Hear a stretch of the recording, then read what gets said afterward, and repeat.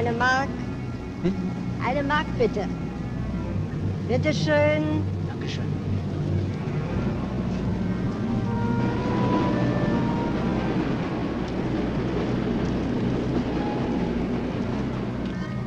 Bitte, wo ist die Bertiusstraße? Gleich über den Kirchplatz und dann links.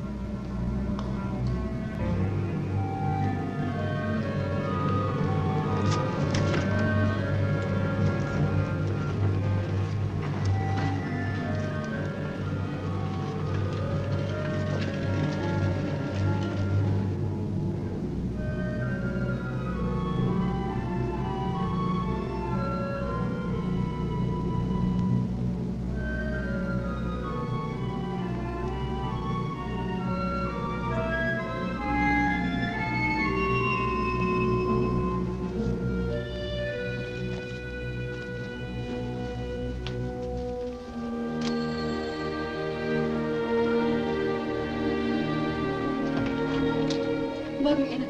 Vom Jugend-ZK. Die Fahrkarte zum Antikriegskongress nach Amsterdam. Ach, komm mal rein. Eure Delegation fährt schon morgen. Morgen? Aber morgen wird doch Fiete aus dem Zuchthaus entlassen. Sag mal, stimmt das? Du hast ihn damals im Gefängnis geheiratet?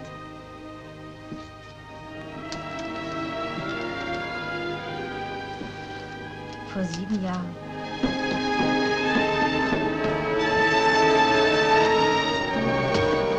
Henry Jansen! Rote Front! Rote Front.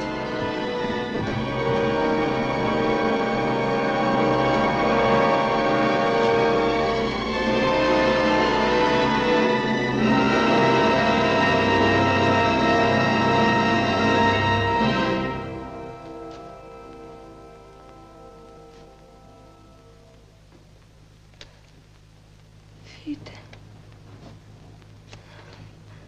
Mein Fiete. Meine liebe Frau. Mein Fiete.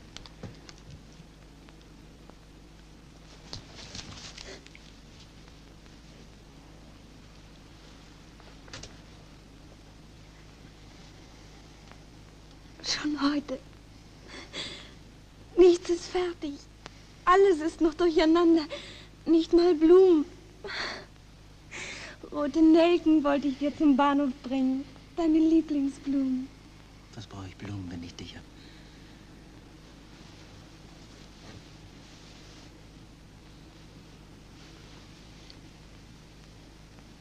Ach, Fiete.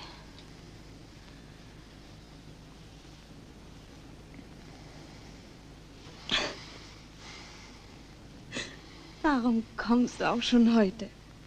Morgen ist doch erst der 13. So gut, kleine Inne. Ich gehe zurück ins Zuchthaus und komm morgen wieder.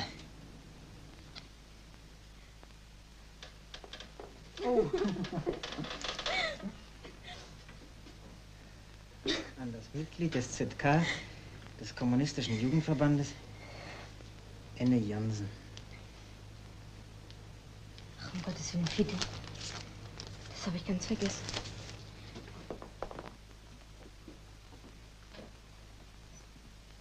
Ich soll nämlich morgen nach Amsterdam fahren. Oder soll ich vielleicht erst einen Tag später? Das dauert doch bloß ein paar Tage. Und ich bin doch jetzt immer da.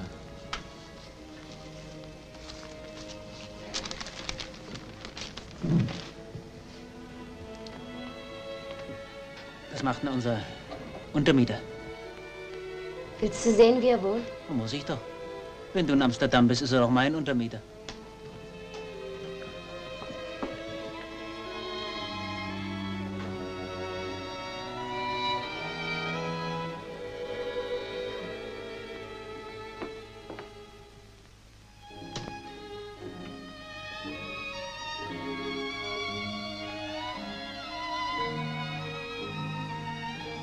Hier wohnt Ernst.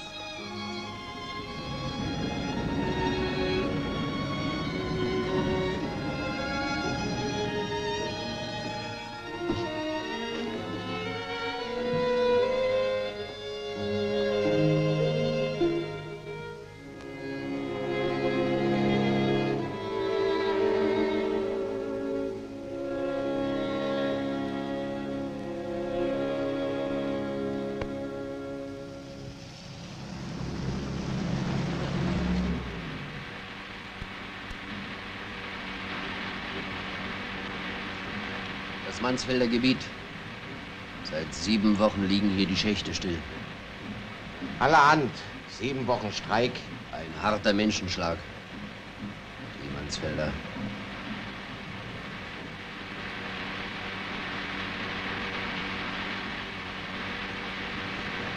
Kulle, ob wir nicht doch abbiegen? Ja. Wann sind wir dann im Ruhrgebiet? Das ist es eben. Man kann nicht überall sein.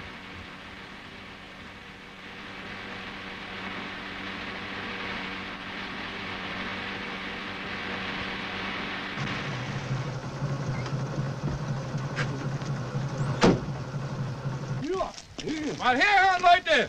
Packt euren Krempel zusammen und fahrt ihr nach Hause! Hier kommt er nicht durch! Aha, Herr von Lanzau. Seit wann spielen Sie denn Verkehrspolizei? Sei doch vernünftig, Rambert. Wir tun doch unsere Pflicht. Das erzähle mit deinem Vater, mein Junge, der sitzt da hinten.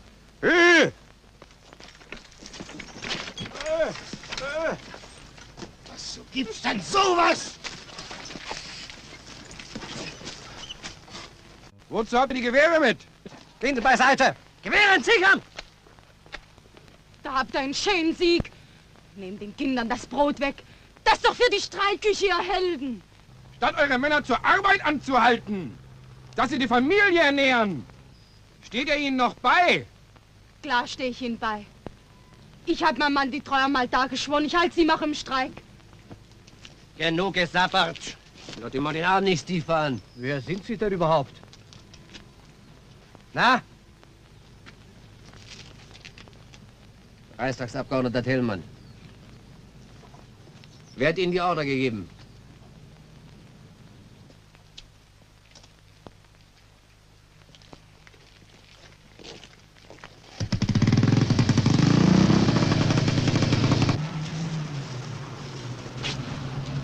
Los, steigt ein!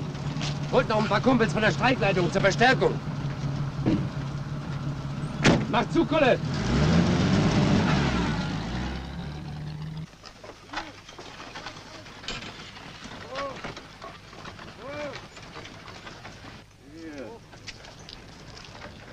Schwer für die Tiere. Zu wenig Futter, was? Nicht nur das, er gehört mir schon fast nicht mehr. Der Ochsen ist gepfändet. Und doch helft er den Kumpels. Man tut, was man kann. Wenn wir uns nicht helfen, sind doch dieselben, die den Kumpels den Lohn kürzen und uns das Vieh wegpfänden.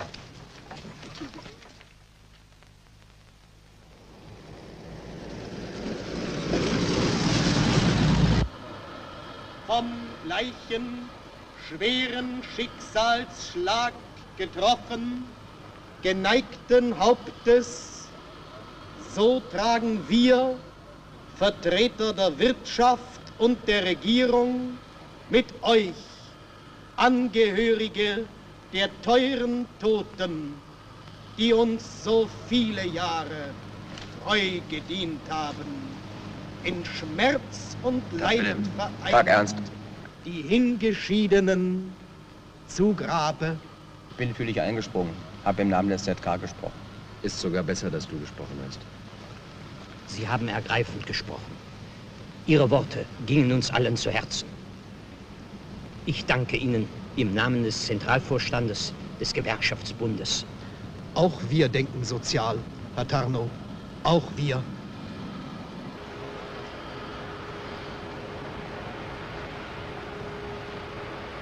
Es zog ein Mann von Jericho nach Jerusalem. Er fiel unter die Räuber. Die zogen ihn aus, schlugen ihn und ließen ihn dann liegen. So erging es auch unserem Wilhelm Meyer und all den anderen. 15 Jahre zog er aus zum Schacht Gute Hoffnung. Dort fiel er unter die kapitalistischen Räuber. Und nun liegt er vor uns. Geschmacklos.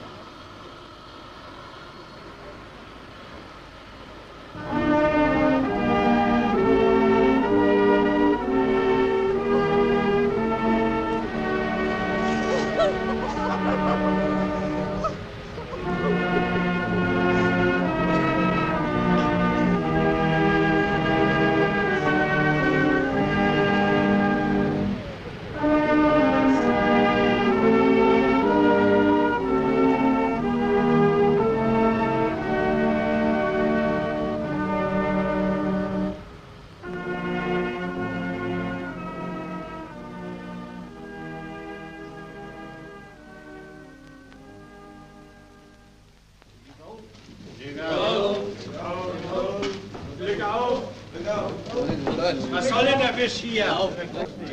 Ich erkläre mich Mit der Lohnkürzung von 12% einverstanden.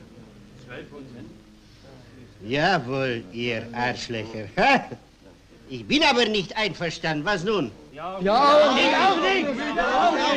Wenn wir nicht unterschreiben, legen Sie den Schach still. Wie Luise und Ruprecht. Du hast doch keine Ahnung.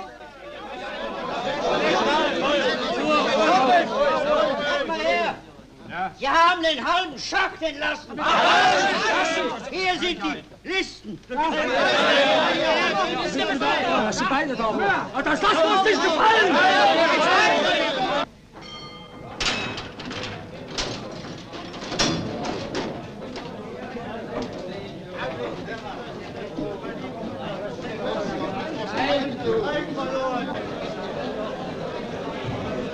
Was ist da los? Kumpel! Kehlmann ist da! Was ist Teddy?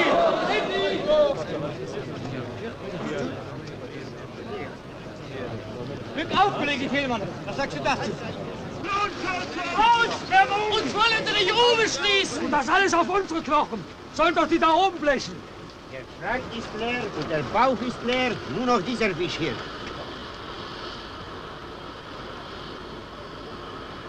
Das ist doch eine Gemeinheit.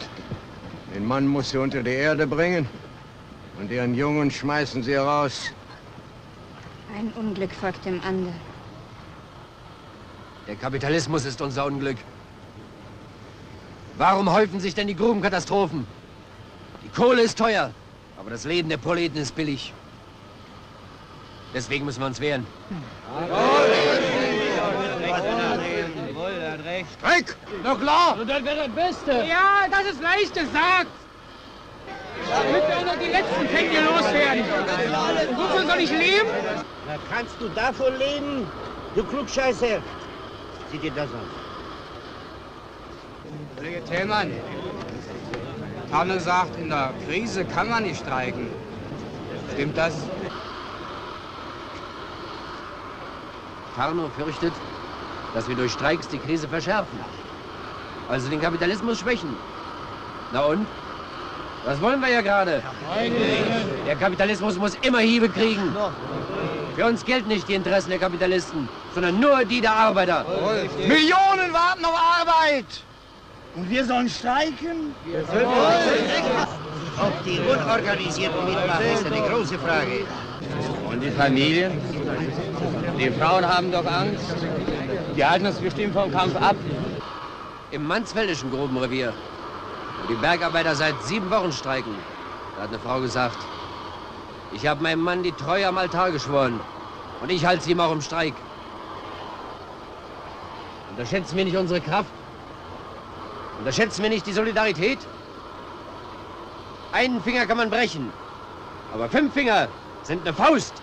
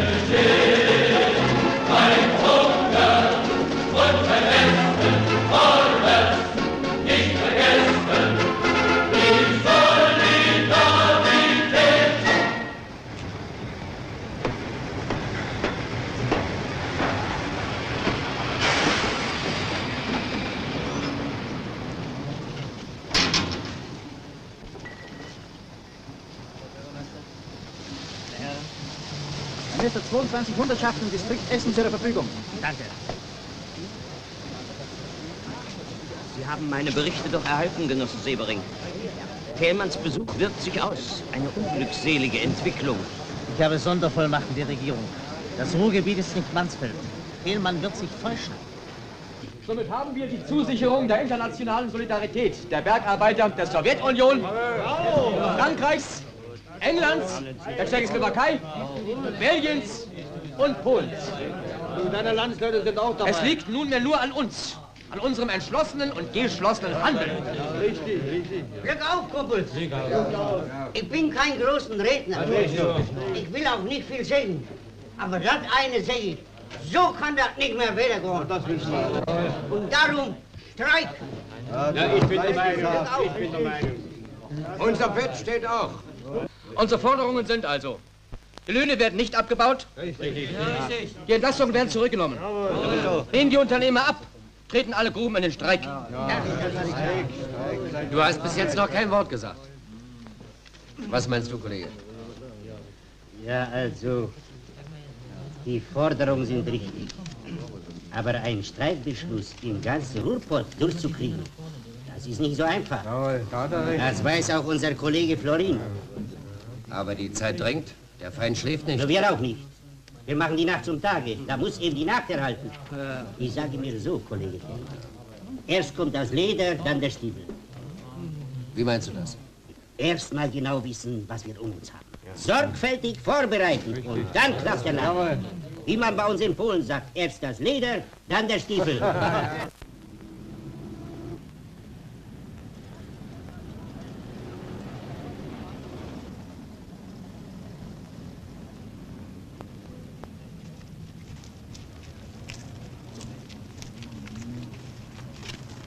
Die Lohnkämpfe im Ruhrgebiet bedrohen den Panzerkreuzerbau. Ohne den Geheimrat können wir nicht entscheiden. Zugegeben, Herr Geheimrat. Die Präzision des deutschen Arbeiters ist weltbekannt. Ja, vor allem ist unser Arbeiter billig. Nicht teuer. Und doch verfolgt die United Steels mit Sorge die Zukunft ihrer Kredite bei Ihnen. Die neue Wehrvorlage verspricht eine außerordentliche Belebung unserer Produktion. Die Panzerkreuzer-Serie, neue Modell von Tanks. Bedeutende Staatssubventionen stehen in Aussicht. Ach, diese Staatssubventionen werden schlecht und recht die Zinsen unserer Kredite decken. Ich sage es ganz offen. Wir sehen unsere Dollars nicht gerne in einer Hand, die zittert. Erst wenn Deutschland von einer starken Hand regiert wird. Mr. McFarlane, die amerikanische Botschaft. Ja, Herr Geheimrat, darf ich erinnern? Ja. Die Reichstagssitzung. Es gibt nur eins, Herr von Papen. Soldaten gehören ans Ruder. Unsere Zeit kommt bald, Herr General. Warten wir erst die Neuwahl des Reichspräsidenten ab. Herr General, bitte melden zu dürfen, Thälmann spricht schon.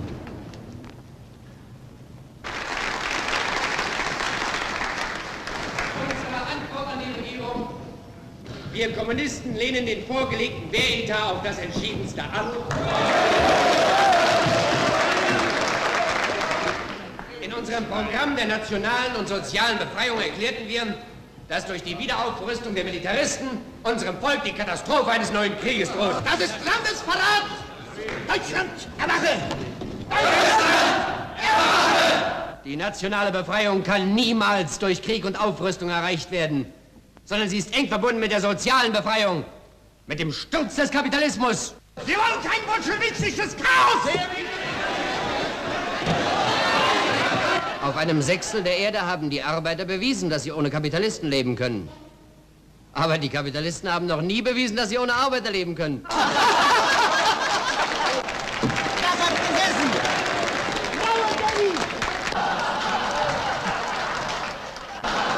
Niemand will also Deutschland entwaffnen! Sie irren. Wir sind für ein wehrhaftes Volk. Wenn die Geschicke des Volkes in den Händen des Volkes liegen, wie in der Sowjetunion. Wir führen einen kompromisslosen Kampf gegen den eigenen und internationalen Kapitalismus. Insbesondere gegen den Versailler Vertrag und den amerikanischen Young-Plan. Also, nieder mit Versailles! Nieder mit dem Young-Plan! Nieder mit Versailles! Deutschland, erwache! Wer den Kapitalismus stützt, und Sie stützen ihn am rabiatesten, Der stützt auch die Sklaverei des Versailler Vertrages und des Young-Plans.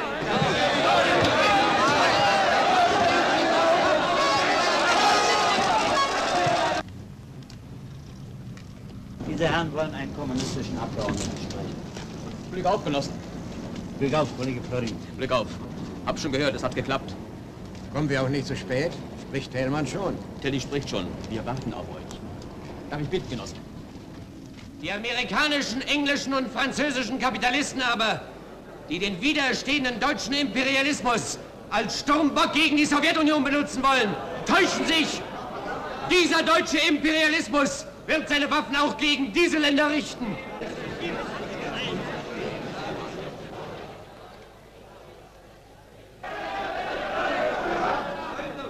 Die Arbeiterklasse aber ist sich seit langer Zeit wieder ihrer gewaltigen Kraft bewusst geworden. Hier der Beweis für die Kampfentschlossenheit der Arbeiter.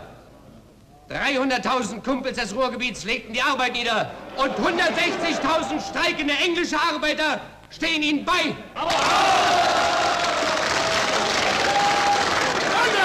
Das verstößt gegen die Beschlüsse der Regierung! Der Schlichtungsausschuss hat doch noch nicht getagt! Die Gewerkschaft hat noch keine Stellung dazu genommen.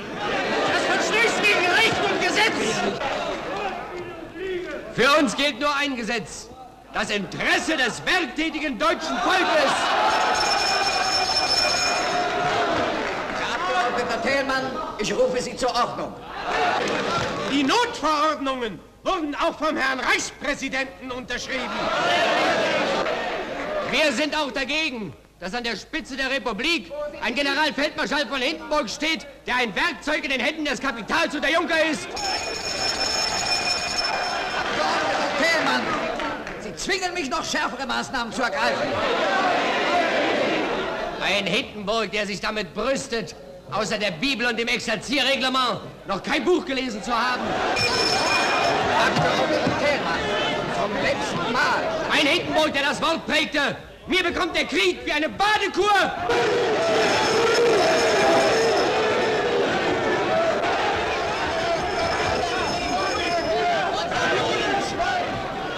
In ernster Sorge um die friedliche Entwicklung Deutschlands rufen wir den Arbeitern, den Bauern, den Rentnern zu. Wir Kommunisten sind die einzige Partei, die alle Grundfragen der deutschen und internationalen Politik ohne Knechtung fremder Völker, ohne Eroberungskriege lösen kann.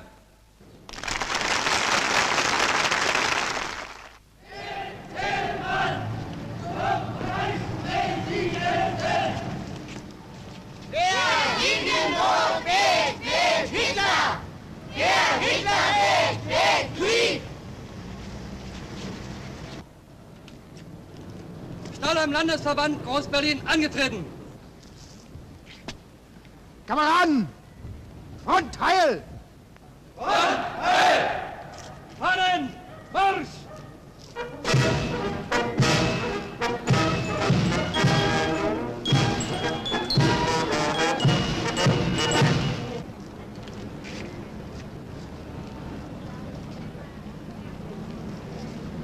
Du solltest dich was schämen. Die Funktionäre stehen alle am Sammelplatz und du boxst und hockst dir zu Hause. Für den Generalfeldmarschall von Hindenburg trage ich unsere Fahne nicht. Ich nicht. Ihm ist der Krieg wie eine Badekur bekommen. Meinem Sohn hat es das Leben gekostet. Ach, nun mach ja nicht in Gefühlsduselei. Es geht um eine politische Frage. Eben darum. Für Hindenburg trage ich unsere Fahne nicht.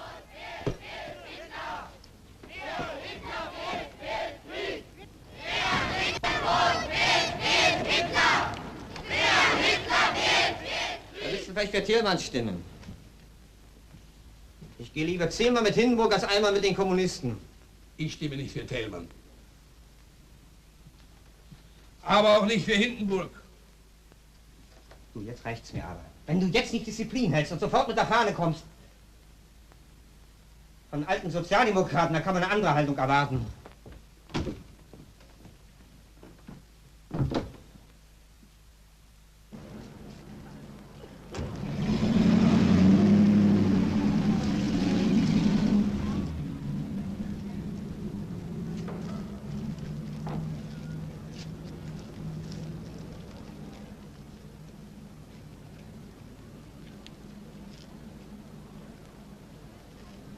Sei nicht so halsstarrig, Robert.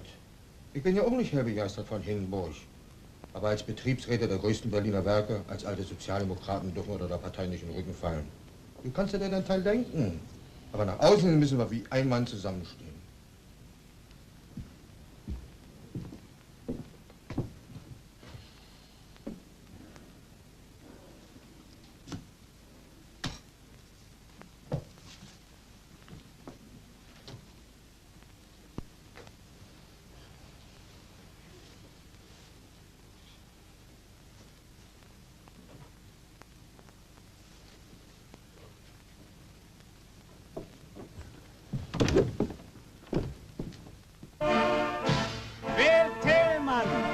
Den Kandidaten der Armen. Für Brot und Arbeit. Wahlversammlung. Teddy spricht. Wählt Thälmann. Für Brot und Arbeit. Wahlversammlung der KPD. Thälmann spricht. Sozialisten schließt die Reihen. Die Sonne ruft die Wander Wind. Es gilt die Arbeit zu befreien. Es gilt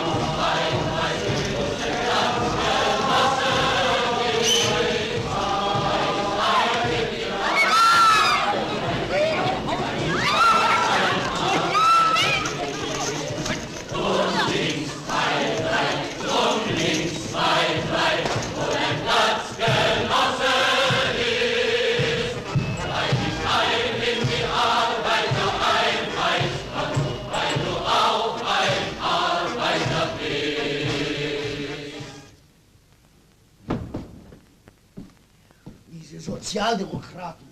Ihr steht's bis hier. Jetzt haben sie es geschafft. Hindenburg und Papen sind oben auf und lassen die SA von der Kette los.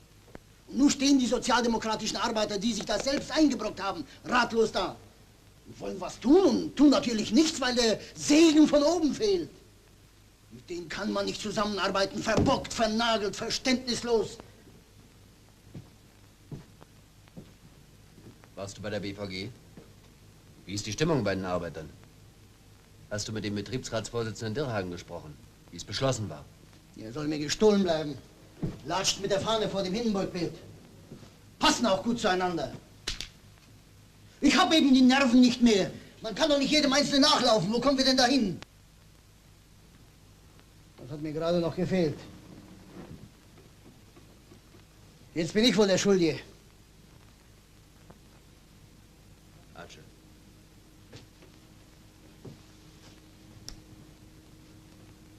Wir haben doch zusammen die Partei in Hamburg gegründet.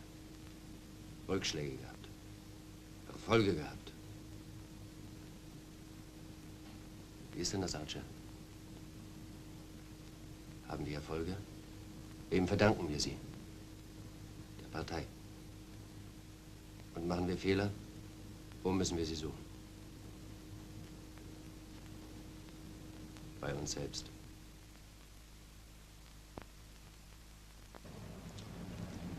Genossen, wir geben unter keinen Umständen nach. Die Entscheidung kann ihm ja nicht schwerfallen. Severing hat ja auch die ganze Mitgliedschaft hinter sich. Die Polizei noch dazu. Das sind doch Sozis. Na klar. Na, was hast du denn da hier? Was ist denn los?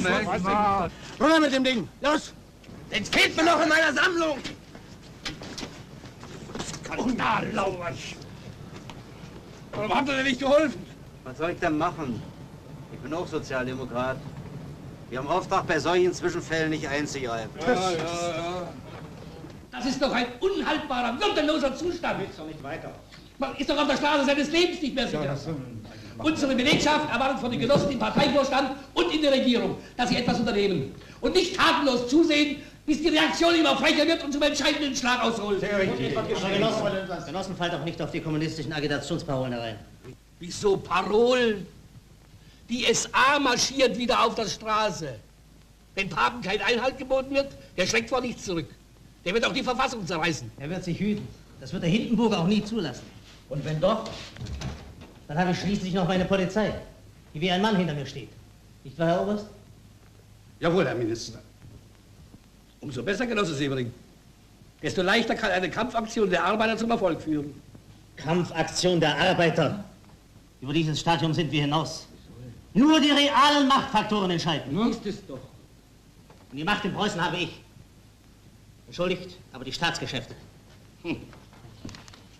Was sage ich jetzt der Belegschaft?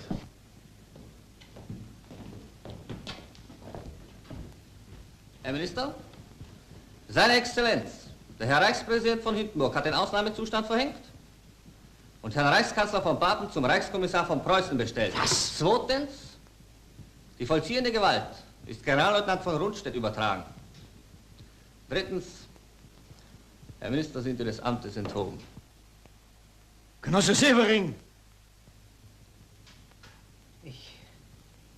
Ich werde mich beim Staatsgerichtshof beschweren. Tun Sie es, wenn es Ihnen Spaß macht? Ich weiche nur der Gewalt.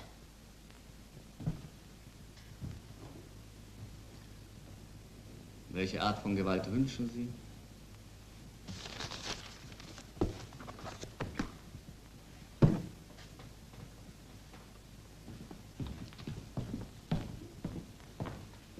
Da kann man nur sagen, pfui Teufel. Was? Das Militär will wieder regieren?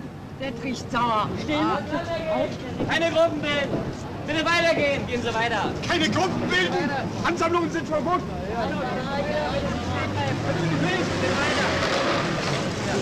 Weiter! Das alles erlebten wir bei Severing. Und so vor den Kopf zu stoßen, sich erst mit der Macht brüsten und sie dann nicht gebrauchen, sich kläglich ergeben, das übersteigt alles, was ich für möglich hielt. Sang- und klanglos.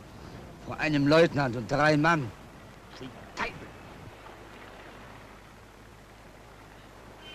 Und nun?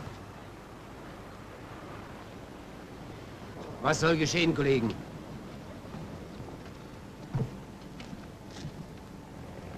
Ich komme eben aus den Siemenswerken. Ich war auch bei Borsig. Die Arbeiter sind bereit, Papen, dem Steigbügelhalter Hitlers, die Stirn zu bieten. Alle wollen es. Und doch geschieht nichts.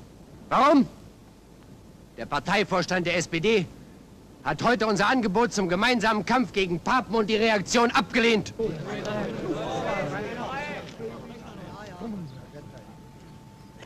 Klassengenossen, ich wiederhole noch einmal unser Angebot. Wir stellen keinerlei Bedingungen für unser Zusammengehen, bis auf eine. Entschlossener Kampf gegen die Reaktion, gegen Faschismus und Krieg. Uns trennt kein Parteibuch. Klassenbrüder, schlagt in unsere Hand ein. Bravo!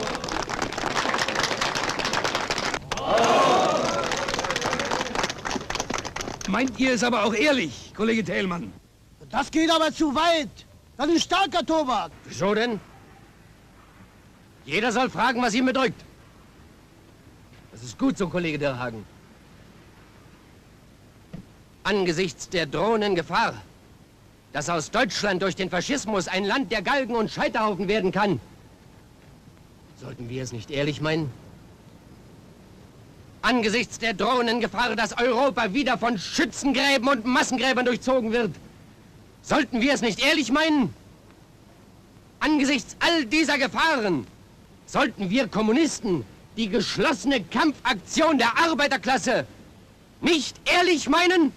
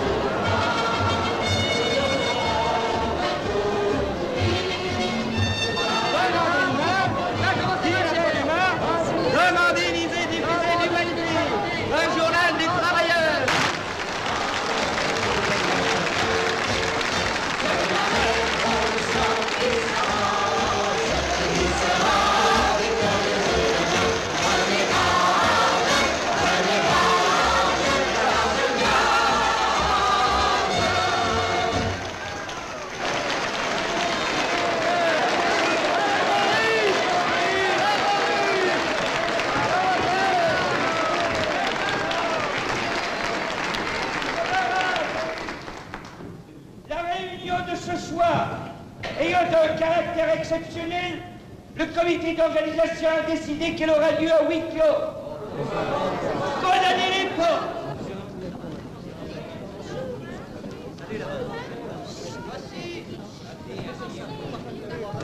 Assis là-bas.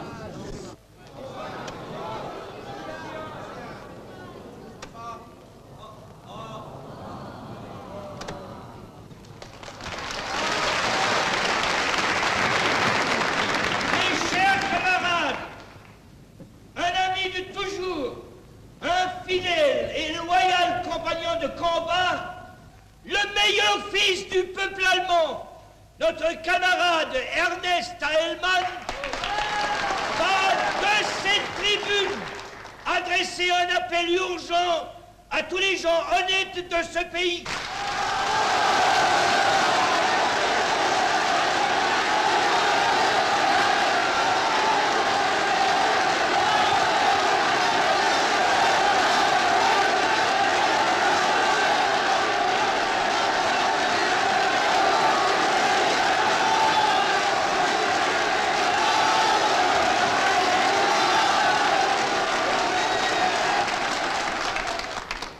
Kameraden, hier in Paris, in der Stadt der Kommune von 1871, dieses leuchtenden Fanals der revolutionären Arbeiterbewegung, heute, am 15. Jahrestag der siegreichen Oktoberrevolution, erhebe ich Anklage gegen die kapitalistischen Regierungen unserer beiden Länder. C'est ici à Paris.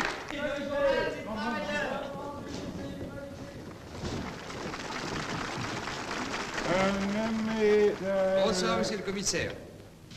Monsieur, quel bon vent vous amène? Bonsoir, bonsoir. Un nommé Thälmann, étranger indésirable, se trouve dans cette salle.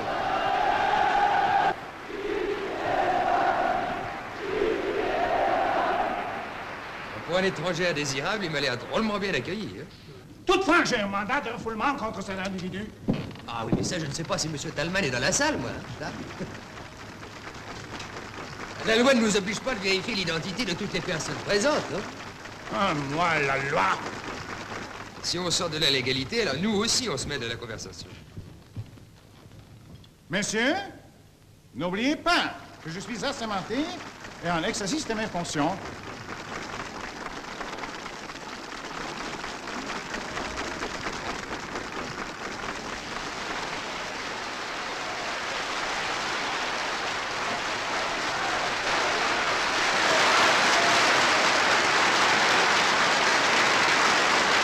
Kameraden, euer Leidensgefährte, der deutsche Arbeiter und Bauer, ist nicht euer Feind, sondern euer natürlicher Bundesgenosse. Ebenso wie der französische Werktätige nicht ein Feind der deutschen Werktätigen, sondern ihr Klassengenosse, ihr Kamerad ist.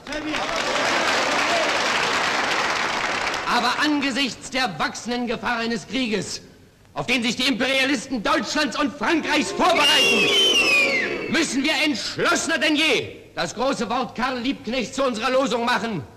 Der Feind steht im eigenen Land.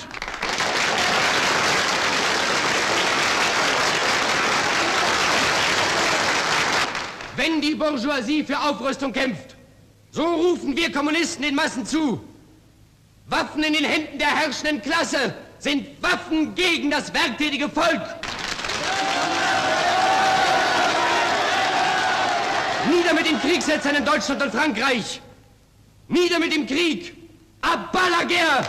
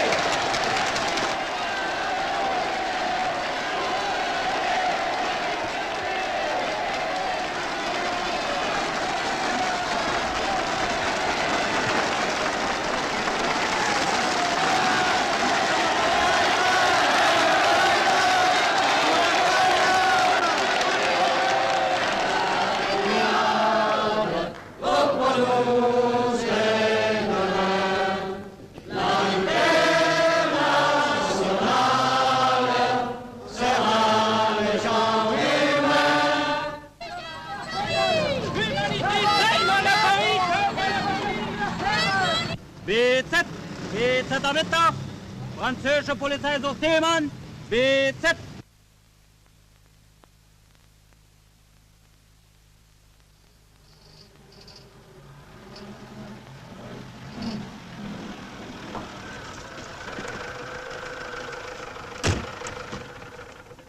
Bonjour. Camarade Tillmann. Camarade.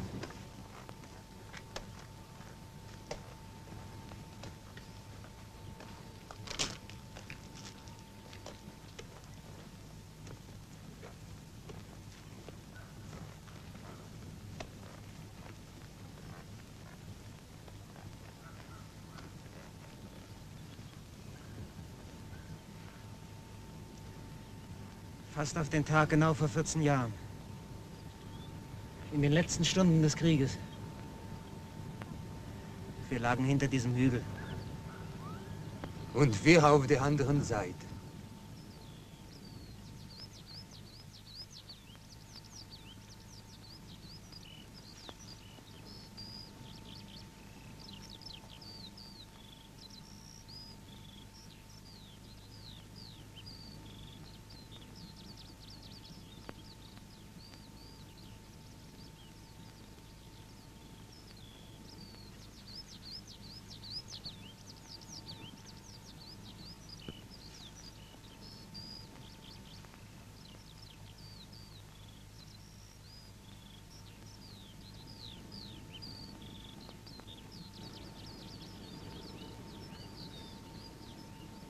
Ich möchte alle Toten des Weltkrieges grüßen und ihnen sagen, dass wir unermüdlich kämpfen werden, damit es zu keinem neuen Krieg mehr kommt. Wir könnten so gut wie Brüder leben. Für mich und die alten Frontsoldaten hat der Krieg seit 1914 nicht aufgehört. Und wenn der Kommunenchef Thälmann behauptet, mit friedlichen Mitteln den Versailler Vertrag beseitigen zu können, führt er bewusst unser Volk irre. Wir sind zu deutsch, um uns mit einem anderen Volk zu vergleichen. Aber am allerwenigsten mit vernegerten Französlingen. Mit diesem rassischen Mischmasch, das sich Frankreich schimpft. Und mit dem jüdisch-bolschewistischen Russland, mit dem wir eines Tages Deutsch reden werden.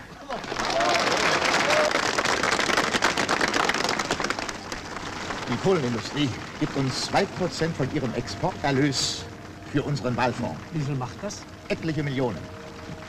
Unserem geliebten Führer ein dreifaches Sieg! Heil! Sieg! Heil! Sieg! Heil!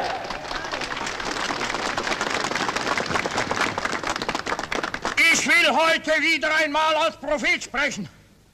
Die kommenden Wahlen werden als ein gigantischer Sieg meiner Idee in die Geschichte eingehen. Werktätiger Hamburgs. Wir sagen nicht, wählt Thälmann, dann habt ihr Arbeit und Brot. Wir sagen, auf euch selbst kommt es an. Die Schicksalsfrage des deutschen Volkes lautet: Rückschritt oder Fortschritt? Krieg oder Frieden? Hitler oder Thälmann? Gegen Faschismus und Krieg!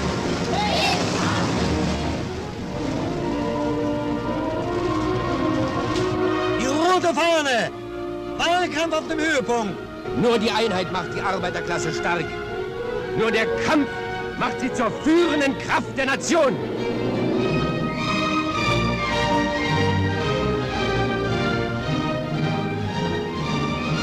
Die 800 Streiks der letzten Wochen sind zugleich ein Kampf gegen die wachsende faschistische Gefahr und ein Beweis mehr, dass die Interessen der Arbeiterklasse und der Nation die gleichen sind. Walter Ulbricht fordert, werktätig Berliner, unterstützt die streikenden Verkehrsarbeiter.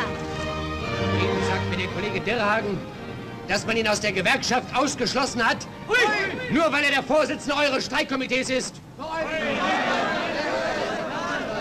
Vielen von euch ist es genauso ergangen. Mich haben die auch rausgeschmissen, nach jahrzehntelanger Tätigkeit im Transportarbeiterverband. Und warum? Weil ich Vorsitzender der KPD bin. Ja, Ich bekenne mich schuldig, Vorsitzender der Partei Karl Liebknechts und Rosa Luxemburg zu sein. Ich bekenne mich schuldig, gegen Hunger und Ausbeutung zu kämpfen. Schuldig, gegen den Krieg zu kämpfen. Aller Länder hört den Ruf der Solidarität, denn sie ist die stärkste Waffe, der der Gegner widersteht. Vorwärts und nicht vergessen, worin unsere Stärke besteht. Ein Hunger und ein Essen. Darauf kommt es jetzt an. Die Klassensolidarität. Kampfsolidarität.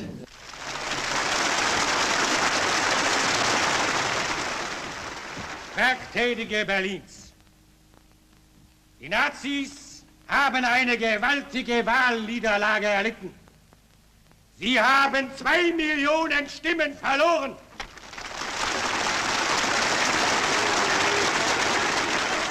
Unsere kommunistische Partei aber ist in vielen Städten die stärkste Arbeiterpartei geworden. Und in Berlin sind wir die stärkste aller Parteien.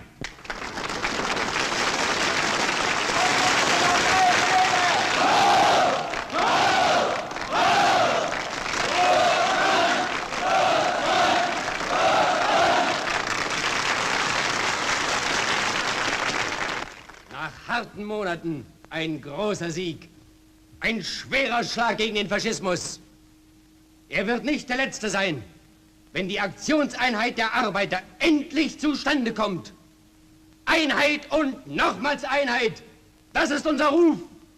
Wenn mich auch 2 Millionen Wahlesel verlassen, ich lasse mich nicht von meinem Wege abbringen. Ich lasse es nicht. Ich bitte Sie, nehmen Sie es sich nicht so zu Herzen. Mir dieses anzutun. München, ja, ich höre. NSDAP 150.000. Gehen Sie unverzüglich an, Frau Papen. Machen Sie ihm klar, unser Grab ist auch sein Grab. Mein Führer, bitte hören Sie Ich doch. werde es nicht zulassen, dass diese jüdisch-bolschewistischen Weltverschwörer uns von unserem Wege abbringen. Ich werde diese Verbrecher... Die Arbeiter werden einen Gewaltstreich von Hitler nicht kampflos hinnehmen. Und trotzdem wird man versuchen, Hitler an die Macht zu schieben. Ist er einmal oben? Das ist doch klar. Goebbels hat's ja unverhohlen ausgesprochen. Legal bis zur letzten Sprosse. Aber gehängt wird doch. Die Nazis werden gegen jeden Arbeiter, der sich wehrt, rücksichtslos vorgehen. Ob SPD, KPD oder parteilos, rücksichtslos werden sie vorgehen. Walter, du musst unbedingt selbst noch einmal zum SPD-Vorstand gehen. Wir treffen uns später. Ich arbeite zu Hause noch am Neujahrsaufruf der Partei. Diesmal werde ich alle Arbeiter ansprechen. Auch die Parteilosen, auch die Christlichen. In dieser Schicksalsstunde müssen alle aufgerüttelt werden. Da kommt Herr Martin. Genossen, eine Information. Die Ruhrindustriellen empfangen heute Abend noch einmal Hitler. Tillmann hat gestern wieder im Ruhrgebiet gesprochen. Ich habe mir genau berichten lassen. Unglaublich, welchen Anklang er findet. Und nicht nur bei den Kommunisten. Machen wir uns nichts vor, meine Herren. Wenn wir jetzt nicht durchgreifen, wird das Jahr 33 böse Überraschungen für uns bringen. Mit Gewalt geht es nicht. Man muss Hitler erst salonfähig machen. Dann geht alles wie nach Noten. Erst wird die KPD kassiert, dann die SPD und dann die Gewerkschaften. Hitler wäre ein guter Pokerspieler, kein übler Blöffer. Ja, wir kennen seine Karten. Also ich weiß nicht. Nicht zu voreilig. Wir könnten Frankreich damit leicht verstimmen. Wenn Sie noch lange zaudern, können Sie sehr leicht Amerika verstimmen. Stolpern Sie doch nicht über das Wort Sozialismus. Beurteilen Sie mich nach meinen Taten. Der Krieg gegen den Weltbolschewismus wird hier in Deutschland begonnen. Darin erblicke ich meine... Ich weiß nicht. Auf Hitler setzen? Und bei den nächsten Wahlen? Die Zeit der Wahlen ist vorbei, verehrtester. Oder wollen Sie, dass die Kommunisten noch mehr gewinnen?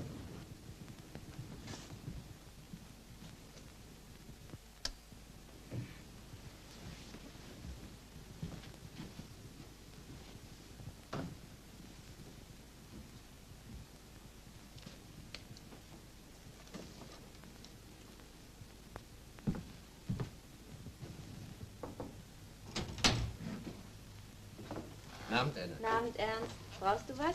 Bleib mal sitzen.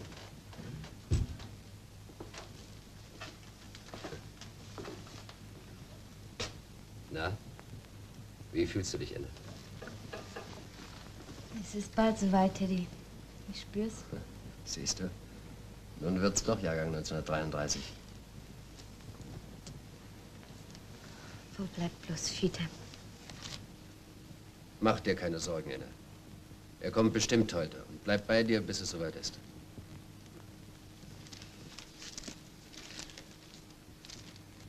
Hier ist etwas für dich, die Zeit zu verkürzen. Danke. Aber jetzt musst du mich entschuldigen. Die Genossen warten.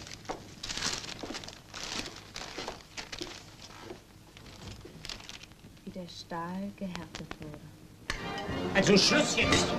Ich will kein Wort mehr hören von Aktionseinheit mit den Kommunisten. Und wenn Sie noch 10 Angebote machen, dann werden wir Sie noch 10-mal nach Hause schicken.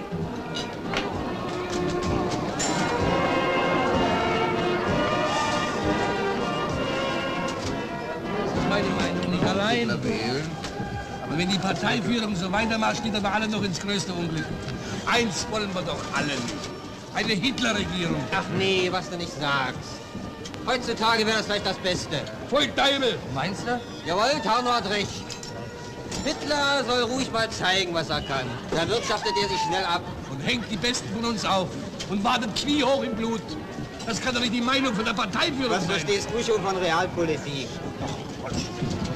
Ich hab die Nase voll. Ich gehe nach Hause, Genossen. Guten Abend. Robert, sei kein Frosch. Ist doch nur einmal Silvester. Siemerland, der rote Dierhagen. Stimmt das, Genosse Tarnow, dass der Parteivorstand dafür ist, Hitler an die Macht zu lassen? Quatsch mich hier nicht an. Also doch. Hellmanns Angebot im Kampf gegen Hitler ablehnen. Aber Hitler bewusst an die Macht lassen. Das ist die Stellung der Parteiführung. Stimmt das oder nicht? Dir bin ich keine Rechenschaft schuldig.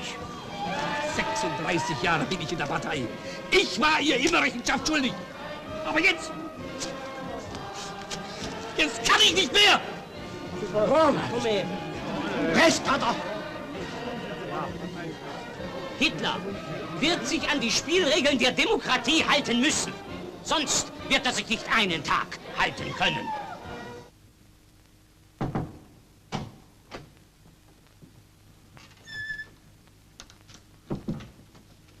Aus. Alles aus.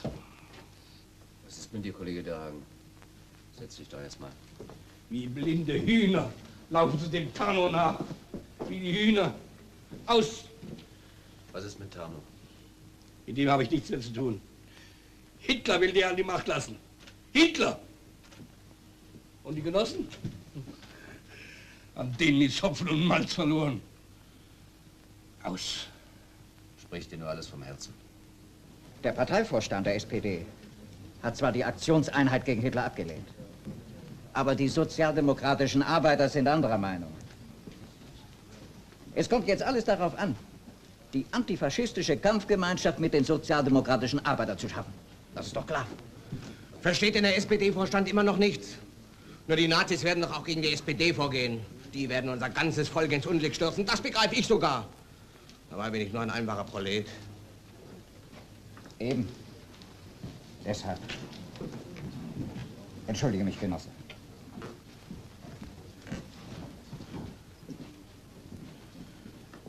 Ja, was werden wir jetzt tun, Genosse Pieck?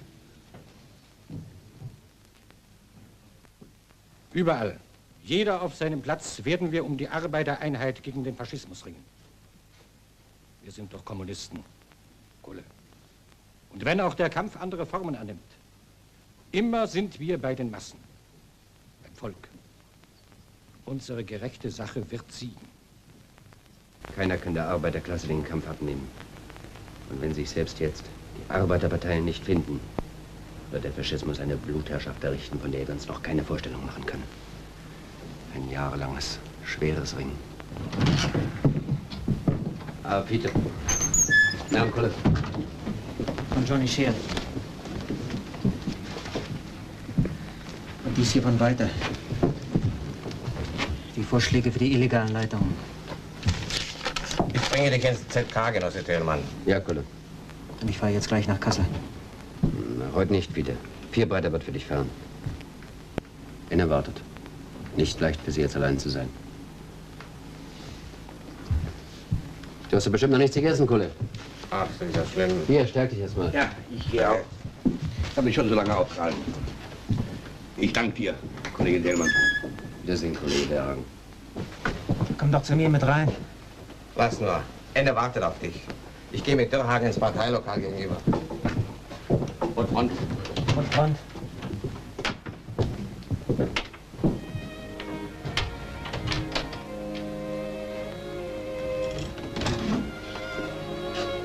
Fiete, endlich.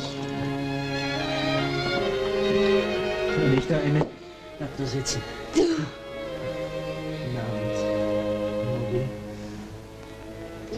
Komm, setz dich. Was machen die Hamburger Genossen? Erzähl ich später. Hast du ein neues Buch? Ja, hat mir Teddy geschenkt. Ein großartiges Buch. Hab's mir schon immer gewünscht. Hier, lies mal diese Stelle. Nein, ich lese dir selber vor. Das Wertvollste, was der Mensch besitzt, ist das Leben. Es wird ihm nur ein einziges Mal gegeben. Und benutzen soll er es so, dass er sterbend sagen kann, mein ganzes Leben, meine ganze Kraft habe ich dem Herrlichsten in der Welt, dem Kampf für die Befreiung der Menschheit gewidmet. Ich möchte auch mal so schreiben können. Und so leben.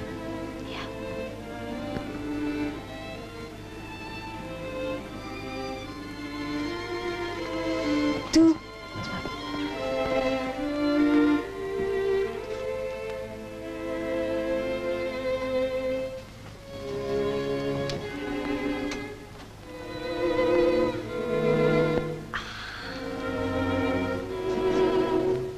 Weißt du, Enne, vielleicht wird unser Kind mal ein Schriftsteller.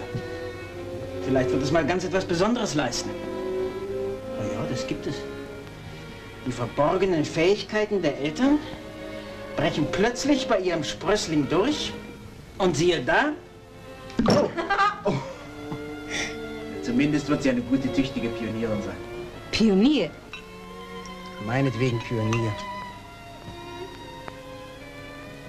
Du verleugnest dich ja selber. Was hast du denn gegen Mädchen? Und was hast du gegen Jungs? Warum willst du unbedingt ein Mädchen haben? Weil ich es Enne nennen will, du Dummes. Ein Junge kann doch unmöglich Enne heißen. Naja.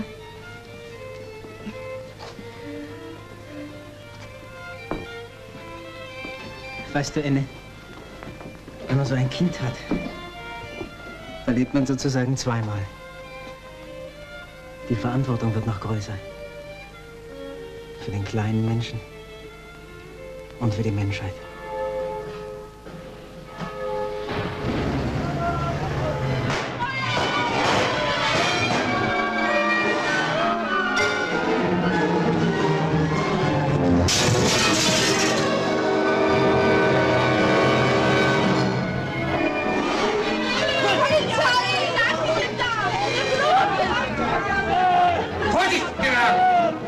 Der rote Dörrhagen.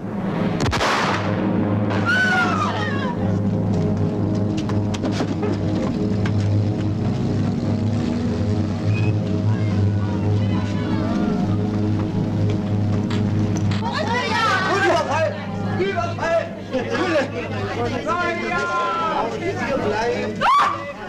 Das Jahr fängt gut an. Vorsicht, meine Herren, auf ein Europa ohne Kommunisten.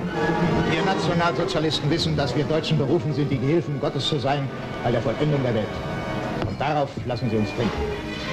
Zum Wohle, Herr General. Ich danke, Herr von Papen.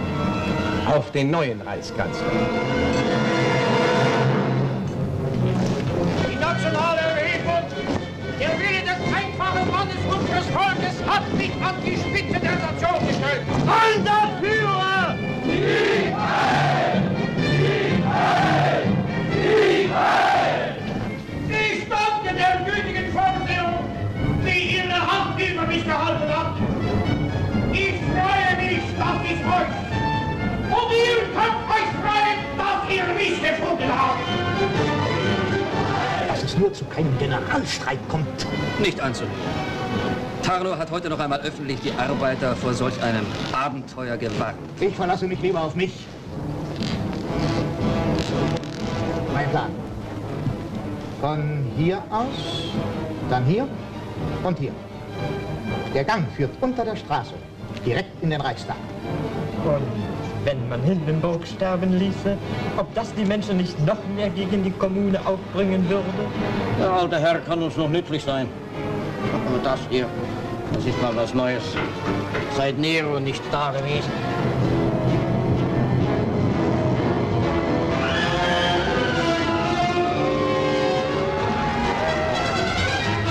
Das ist das Werk dieser bolschewistischen Untermenschen. Ich werde den Kommunismus mit Stumpf und Stiel ausraten. Diese Kommunisten. Einheitsfront. Ich mache doch keine Einheitsfront mit Brandstiftern.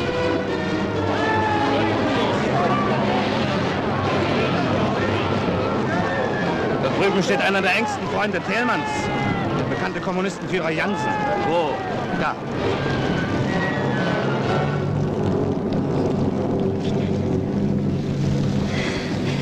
Thälmann. Was ist mit Teddy? Verhaftet.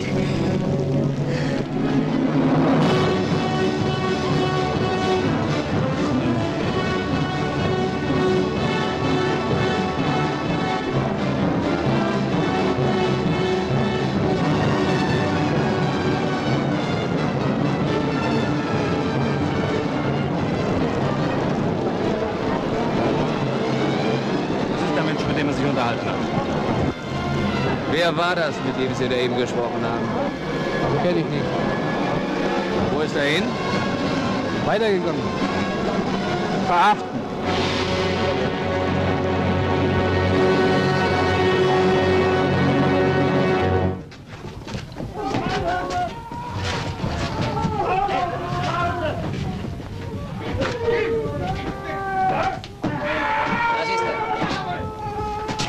Dirk! Umdrehen! Na, willst du reden? Überleg's dir. Überleg aber nicht zu lange. Oder willst du wieder ins Musikzimmer, hm? Ob du endlich reden willst, frage ich dich. Wo ist wieder Jansen? Der Bulgare Dimitrov. Ach, das also ist der Reichstagsbrandstifter. Sie sehen so aus, als ob Sie viel besser wüssten, wer der Reichstag in Brand gesteckt hat.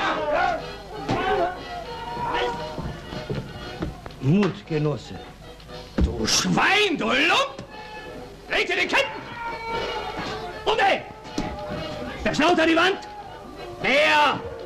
Noch näher!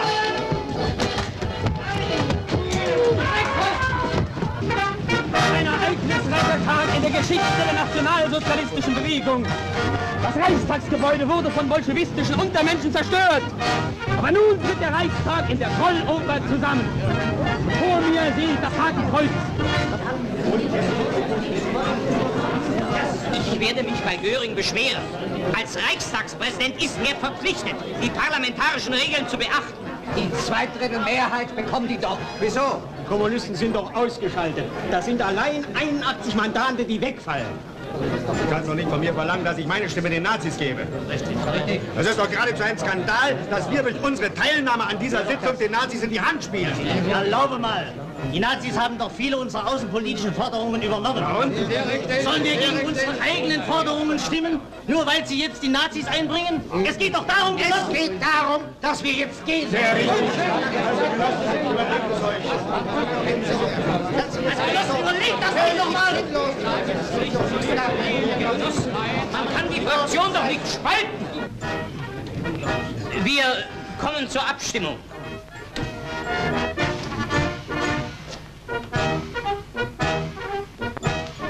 Also, wie gesagt, wir kommen zur Abstimmung. Wer ist für das außenpolitische Programm der Regierung Hitler-Papen?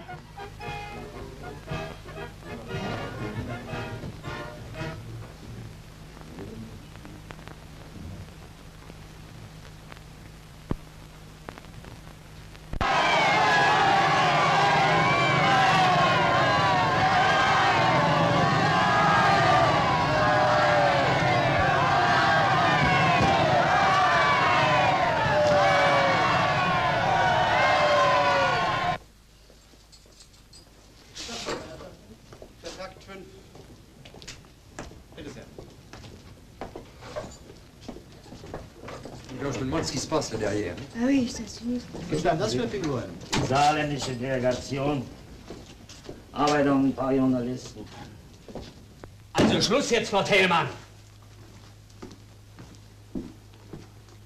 Und ich beharre auf eine Aussprache mit meinem Mann, die mir laut, Das könnte Ihnen so passen. die mir laut Recht und Gesetz zusteht. Hier bezahlen wir die Musik. Ihr seid doch nicht allein auf der Welt. Was wollen Sie denn damit sagen? Das, was ich gesagt habe. Herr Lindler! Sturmbannführer, der Staatsrat ist eingetroffen mit dieser saarländischen Delegation.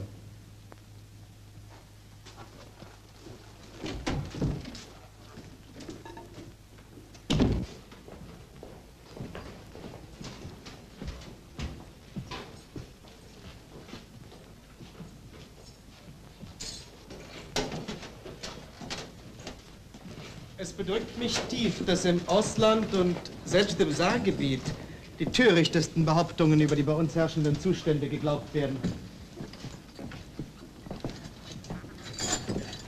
Bitte überzeugen Sie sich selbst, wie es dem Kommunistenführer Thälmann geht.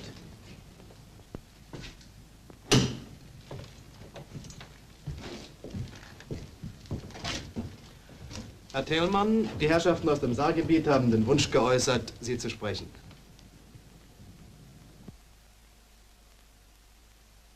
Meine Herren, ich bitte Sie, keine politischen Fragen zu berühren. Dürfen Sie Besuch empfangen, Herr Thälmann? Nicht einmal meine Frau darf mich besuchen. Und Briefe? Haben Sie den Brief erhalten, der unsere Ankunft ankündigt? Nein. Aber meine Herren, wir wussten doch, dass Sie kommen. Und jetzt sind Sie da. Hat man Ihnen die Anklageschrift zugestellt? Nein, auch nicht. Wie werden Sie behandelt, Herr Thälmann? Misshandelt werde ich. Schluss! Und nicht nur ich! Kein Wort mehr! Meine Herrschaften, darf ich bitten? Tausende werden misshandelt, werden Viech umgebracht. Sagt das den Arbeitern! Überall in der Welt! Das müssen alle erfahren!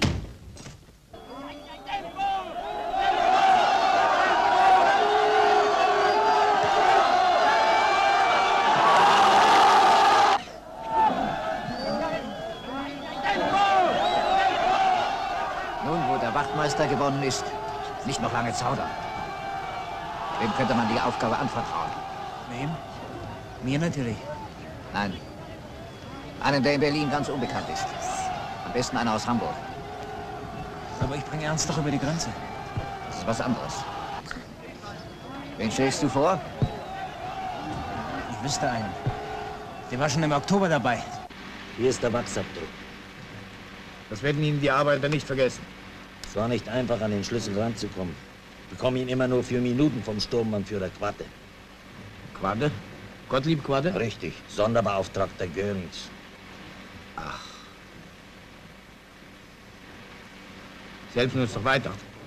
Das ist nicht einfach. Aber möglich.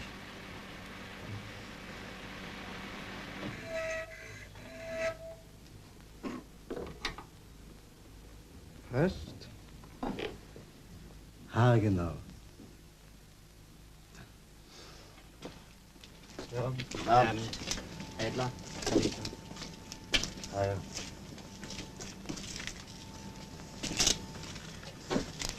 Zigarette. Um 1 Uhr. Ich weiß nicht, ob man es heute riskieren kann. Quatt ist noch drin. Skateramt. Das ist gut. Wenn der einmal sitzt, sitzt er. Also Ausgang 3. Die Schäferhunde sind dann im Nebenhof. Wenn etwas schief geht, gebe ich 2 Schüsse ab.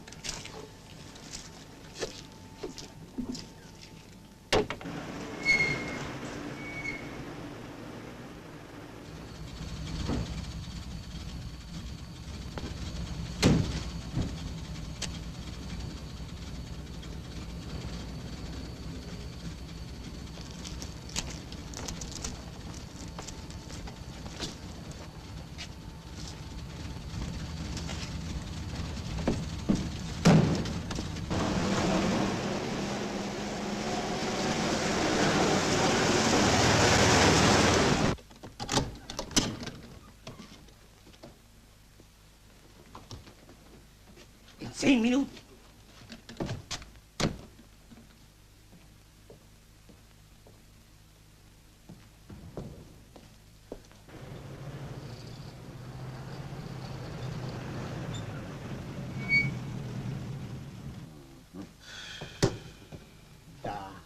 Da liegt er. Da liegt er drin.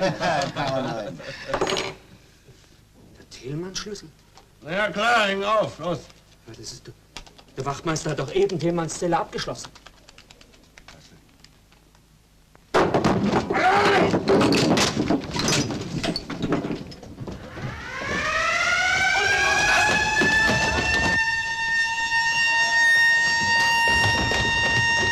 Dacheltat unter Strom! Halt! Stehen bleiben! Sämtliche Ausgänge besetzen!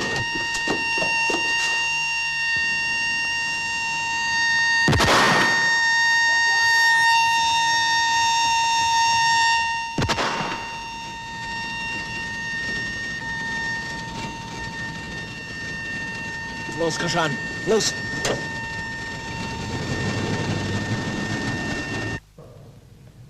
Angeklagter Christian Deik. Sie wollen also nicht sagen, wer an dem Befreiungsversuch noch beteiligt war? Sie wollen auch nicht aussagen, wer diesen Schlüssel hier angefertigt hat. Also haben Sie ihn selbst gemacht. Zeuge Schutzhaftgefangener Arthur Vierbreiter.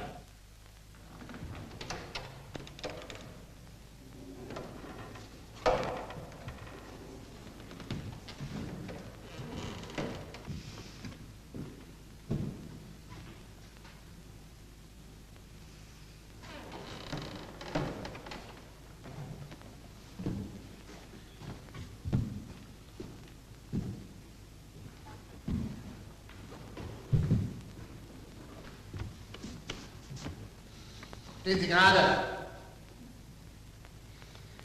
Ich habe 6 Vernehmungen hinter mir. Sie sind von Beruf Kanalisationsarbeiter. Ehemaliger Abgeordneter des Deutschen Reichstages und ehemaliger Vorsitzender der Kommunistischen Partei in Hamburg. Stimmt das? Ja. Sind Sie mit dem Angeklagten Christian Deik verwandt oder verschwägert?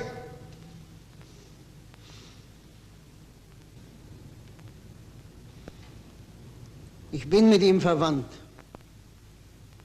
Durch eine große Idee. Ist das alles, was Sie uns zu sagen haben? Ist das wenig?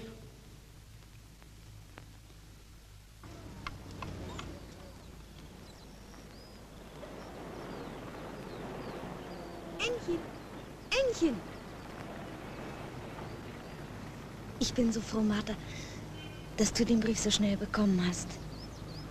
Wir werden uns schon vertragen. Wie, Ännchen? Es drückt mir das Herz ab, dass ich die Kleine weggeben muss. Aber du verstehst, Martha, in meiner Lage. Wir sind doch alle eine Familie. Verwandt durch eine große Idee.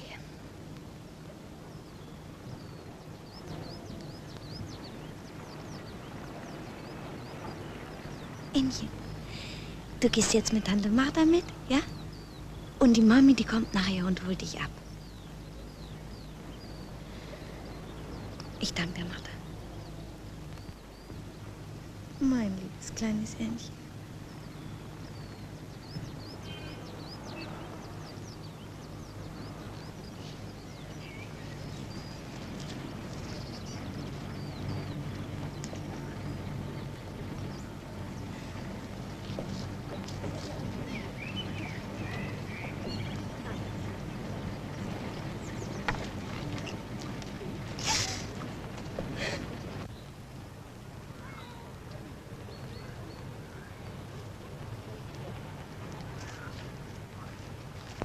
Tag. Tag, auf die Minute genau. Wie es sich gehört.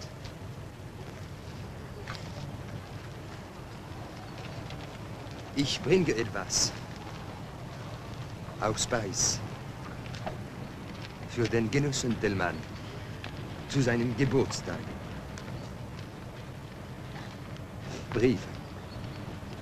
von Romain Rolland, Gorki und Dimitrov. Nicht hier. Dort oben sind wir unbeobachtet. Ja.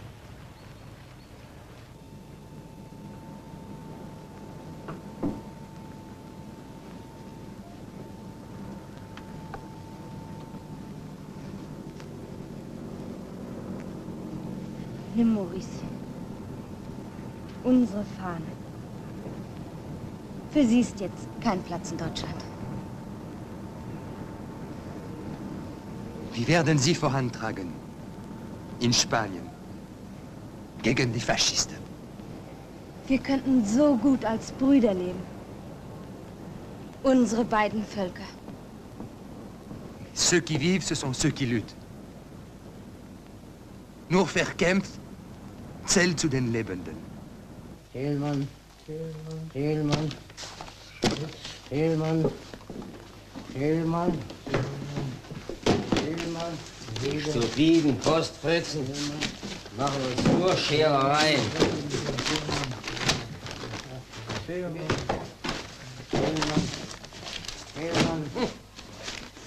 Scheinen das Gefängnis für eine Tanzbar zu halten.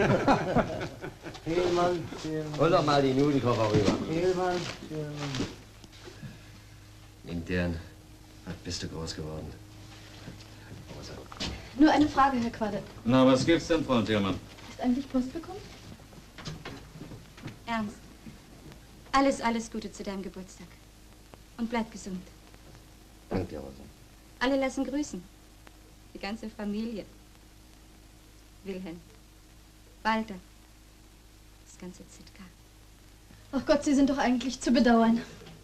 Wieso? Sie machen hier den Aufpasser und sind doch selbst nur ein halber Gefangener. Das sehen Sie wohl nicht ganz richtig. Herr Thälmann. Warum seid ihr heute so spät gekommen? Man hat mich wieder stundenlang warten lassen. Ich protestiere gegen diese Schikanen.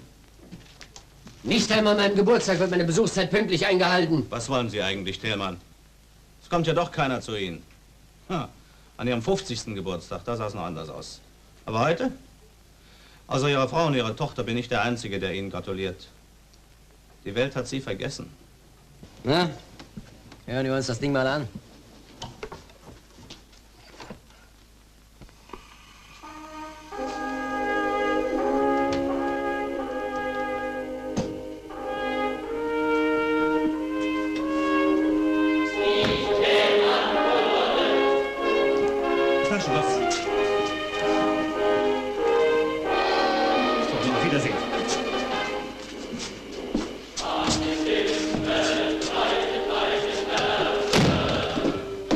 Quatsch hier!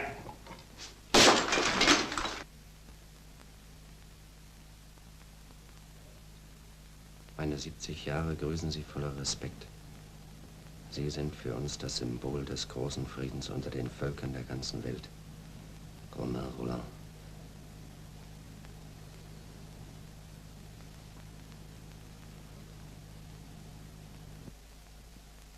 Der Augenblick wird kommen, da aller Herzen wie eine Flamme auflodern und den Faschismus ausbrennen werden. Maxim Gorki.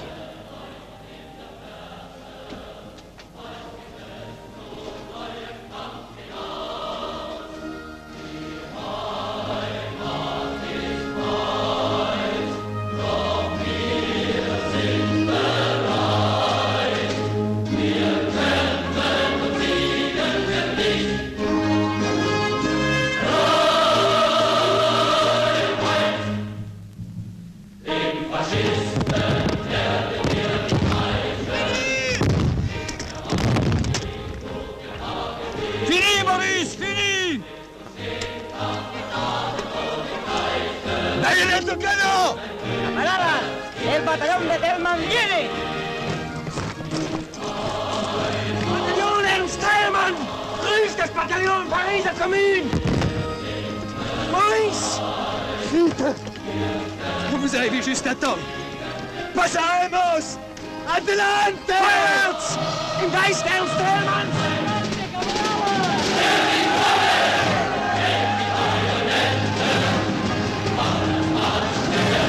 Der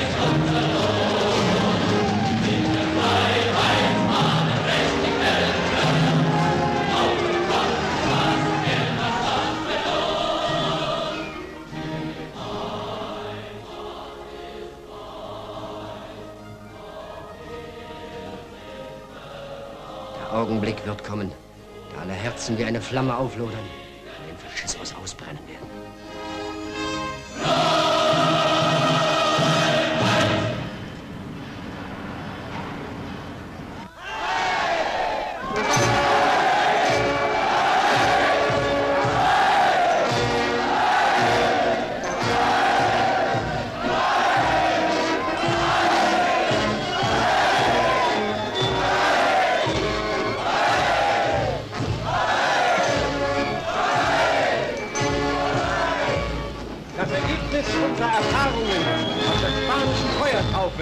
Sehen Sie hier.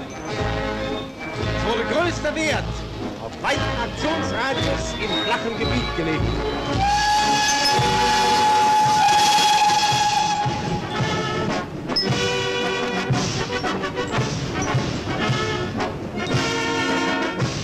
Skandal! Ausgerechnet hier bei uns! Auslöschen! Das ganze Geschwüre auslöschen! Ganze Pack auslöschen! Zersetzen muss man sie.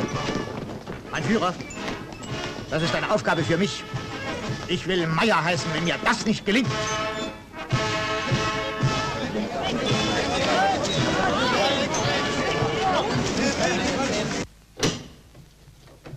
Hoher Besuch, Herr Thälmann. Seien Sie vernünftig. Warte! Stille! Achtung! Pressen wir das! Clear! Sonderauftrag weiter zur Verfügung. Danke, danke. Wo ist denn dieser Thälmann? Hier im Gang, Exzellenz. Völlig isoliert. Die Zellen oben und unten sind auch leer.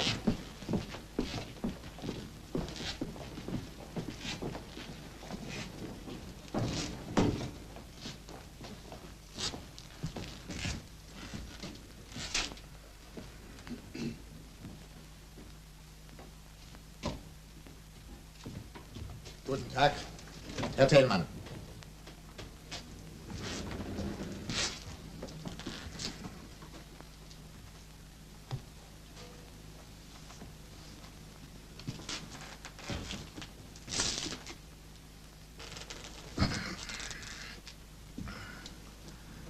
Ich bin, wie Sie sehen, zu Ihnen gekommen, Herr Thälmann. Ich hätte Sie natürlich auch holen lassen können. Ins Innenministerium, ins Luftfahrtministerium, in die Gestapo. Ich will aber, dass Sie freiwillig den Schritt zu mir machen. Ich habe Sie immer geschätzt, Thälmann. Meine Überzeugung widerspricht der Ihren, aber Ihre Haltung, Ihre Unbestechlichkeit bringen mir Achtung ab.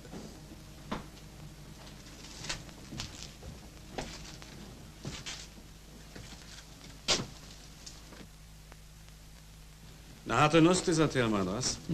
Meinen Sie? Dem Chef gelingt alles. Wir schicken uns an, die Neuordnung Europas zu beginnen. Und Sie können dabei sein.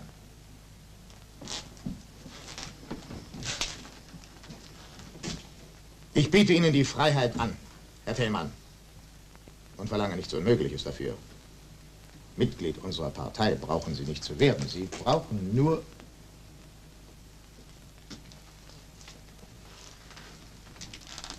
So also erwiderst du unser ehrliches Entgegenkommen. Das eine sage ich dir. Ich werde dich nicht erschießen lassen. Ich werde dich auch nicht aufhängen lassen. Ich werde dich nicht von meinen Hunden zerreißen lassen. Das wäre ein zu schneller Tod für dich. Faulen wirst du bei lebendigem Leibe. Jahrelang, jahrzehntelang. Faulen und vermodern wie ein Kadaver. Wir aber werden Europa beherrschen.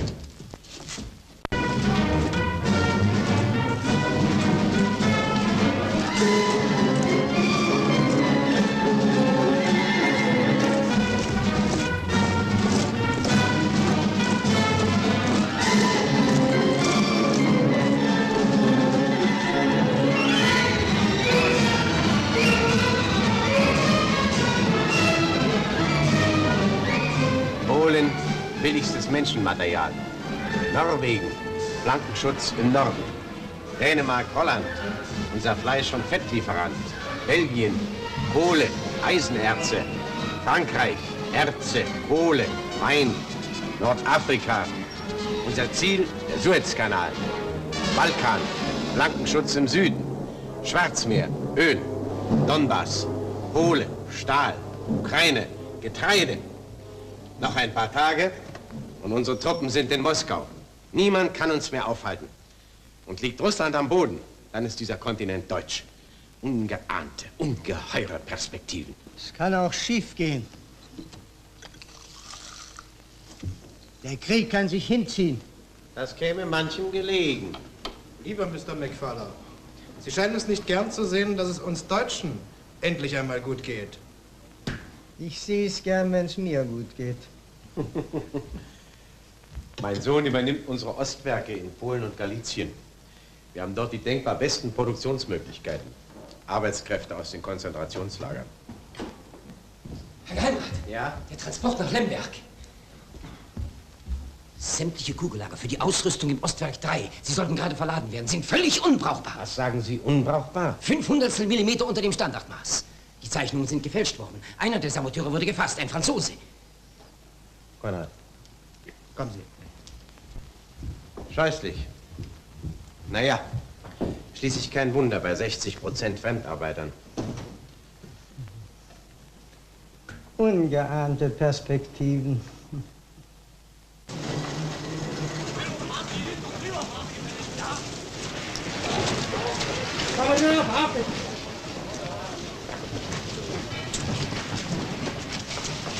Ich kenne Sie doch.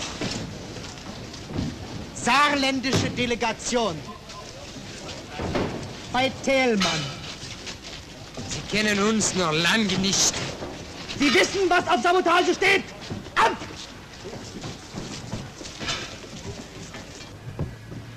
Es lebe der antifaschistische Kampf! Es lebe Ernst Thälmann!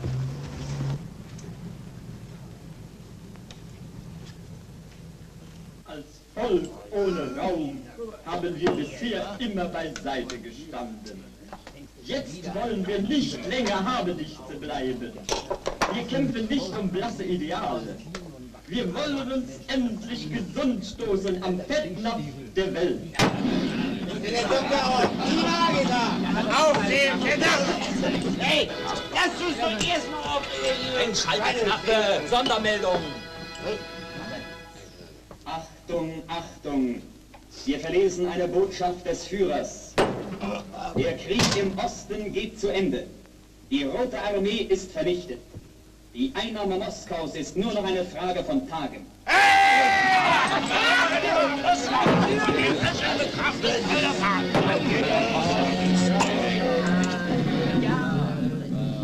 Männer, die Siegesfeier wird verlegt in Hof.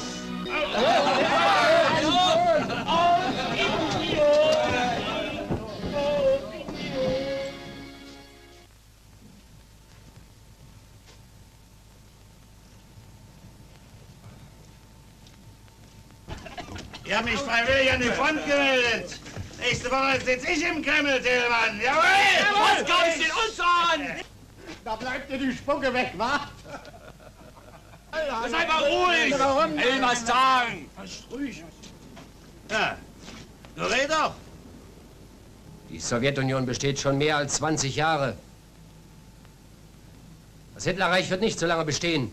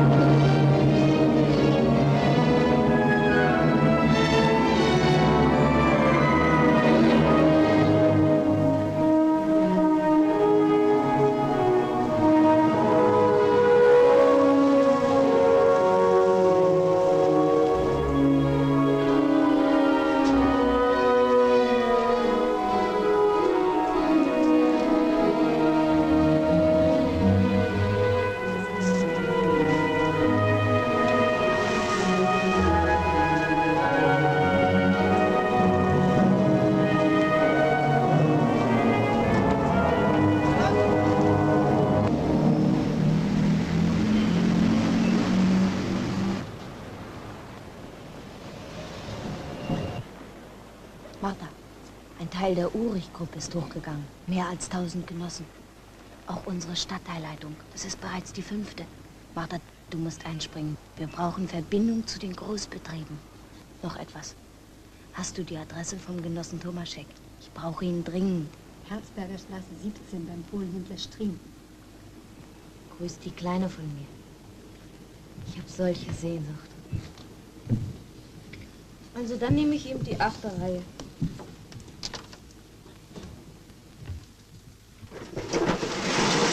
So, du kannst wieder feuern, was? Mit den paar Kohlen kriege ich nicht mal mein Zimmer warm. Wo bleiben denn bloß die Kohlen? Mächtig auch wissen, wa? Die halbe Welt haben wir erobert. Aber unser Ins kriegt immer weniger und weniger. Na, könnt ihr denn nicht lesen? Keiner soll hungern, ohne zu frieren.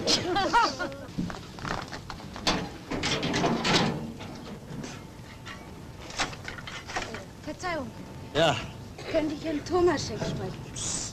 Stille. Der arbeitet nicht mehr hier. Sieh mal an, Frau Jansen. Da kommst schon mit.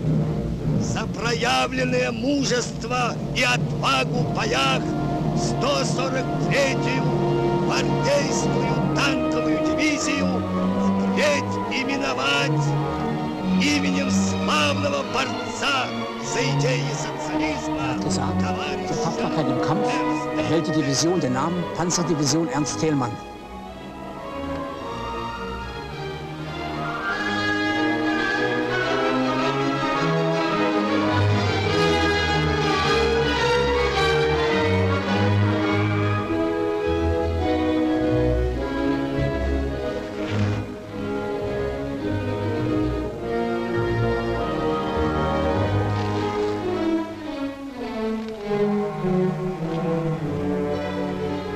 Товарищи гвардейцы, перед нами стоят эсэсовские части, заклятые враги трудового народа. Но наше дело правое, и мы победим. Да здравствует товарищ Эрнст Тельман! Да здравствует наша великая Родина!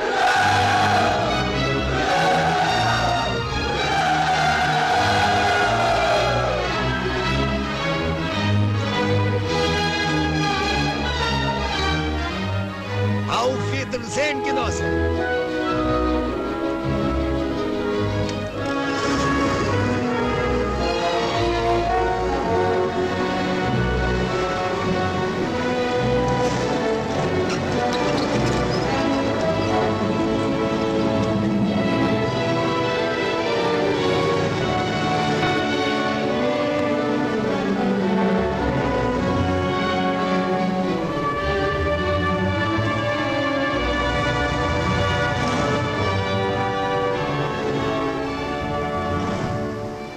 Unsere Sache ist gerecht. Wir werden siegen.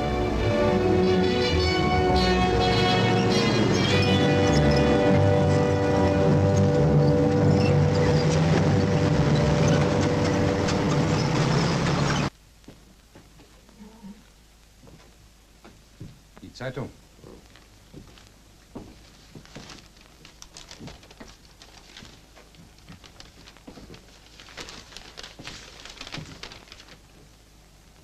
Scheint wohl nicht sehr gut zu stehen.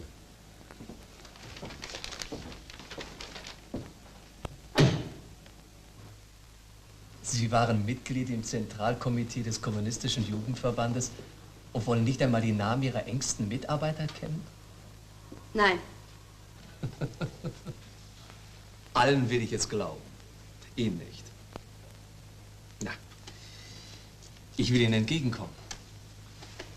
Sprechen wir doch mal von der Zeit kurz vor dem Umbruch. Sie waren doch damals auf dem sogenannten Internationalen Antikriegskongress in Amsterdam. Sie können sich nicht erinnern? Auch nicht, wer damals aus Berlin mit Ihnen gefahren ist? Ich kenne keine Namen.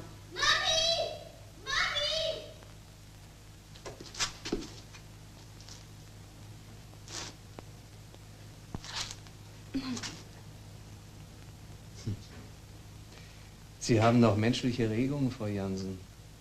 Sehr gut. Da werden wir sicherlich auch eine gemeinsame Sprache finden.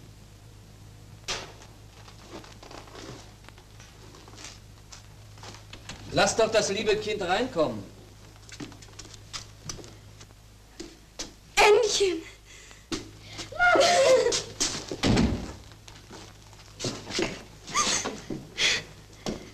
Ännchen! Mein liebes kleines Ännchen.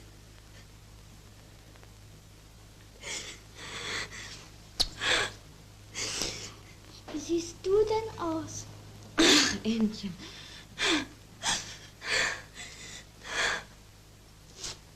Schön ist das Leben, wenn man sein Kind hat. Seine Wohnung, seine Bücher. Schöne Bücher haben Sie zu Hause. Ich habe mir die Zeit genommen, sie mal anzusehen. Da haben Sie hier etwas Treffendes angestrichen, Frau Jansen. Das Wertvollste, was der Mensch besitzt, ist das Leben. Es wird dir nur ein einziges Mal gegeben.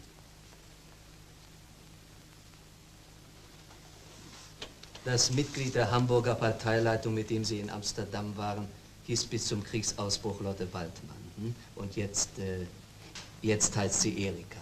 Nicht wahr?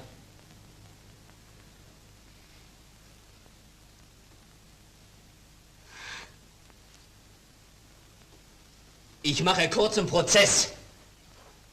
Entweder antworten Sie mir, wie es sich gehört, oder Sie haben das Kind das letzte Mal gesehen. Und auch das Kind Sie. Verstanden? Wein nicht, kleines Ännchen. Auch das ist einmal vorbei. Raus mit dem Kind!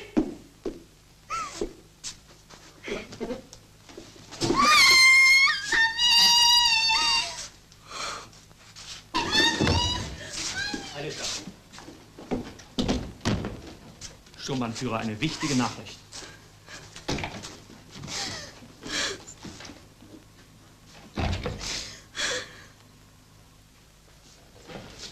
Vertrauliche Mitteilung. Die 6. Armee bei Stalingrad ist aufgerieben. Der Führer hat 3 Tage Volkstrauer befohlen.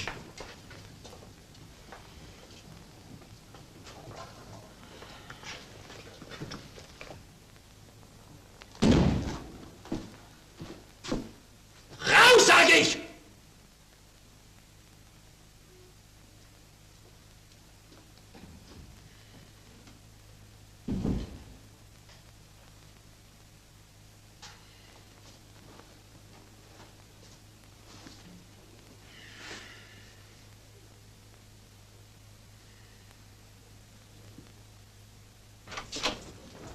Was ist denn das für ein Rabattstau? Verstärkter Wachschutz. Niederlage bei Stalingrad. Genossen! Sieg der Roten Armee bei Stalingrad! Maul halten! Schert euch in eure Zellen! Macht ihn her! Los! Stoppt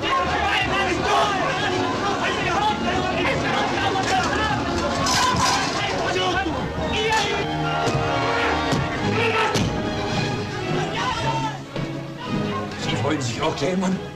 Hunderttausende sind gefallen. Mein Sohn ist dabei. Worüber freuen Sie sich, Thälmann? Weil Stalingrad der Anfang vom Ende ist. Vom Ende Hitlers. Vom Ende des Krieges.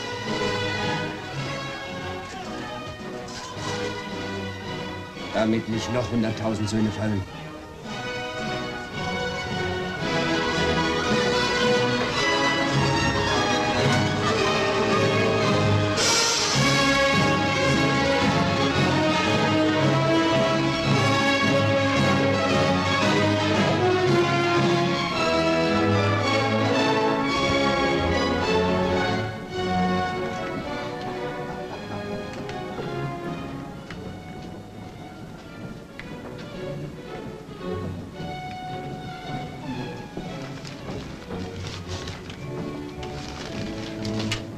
Unser Programm.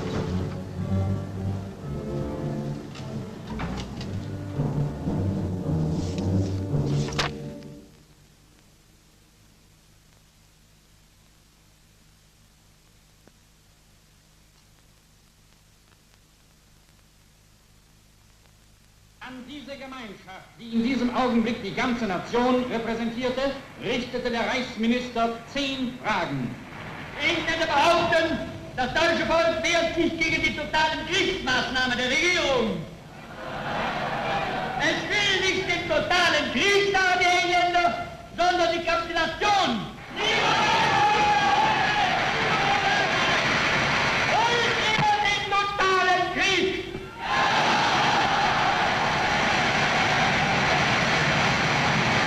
Bravo! Bravo! Wir lassen nicht, Mann!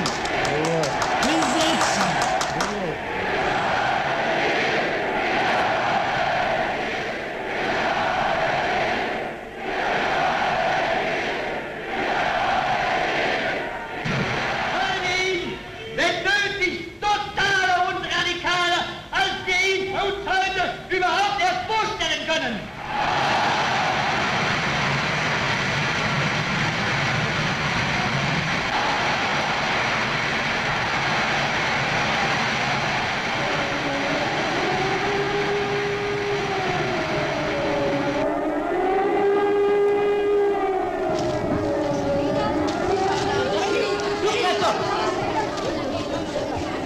Los, macht das hier raus! Niemand verlässt den Saal! Warten Sie! Schämen Sie sich nicht! Weg damit! Keine Aufregung! Beachten Sie die Anweisung! Benutzen Sie den Notausgang!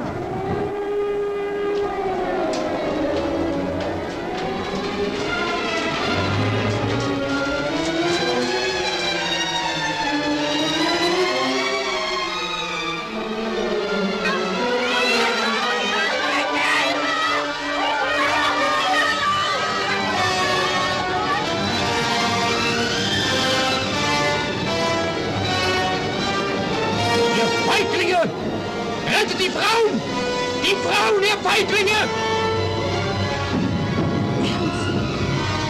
Thälmann! Thälmann! Ende! Ende!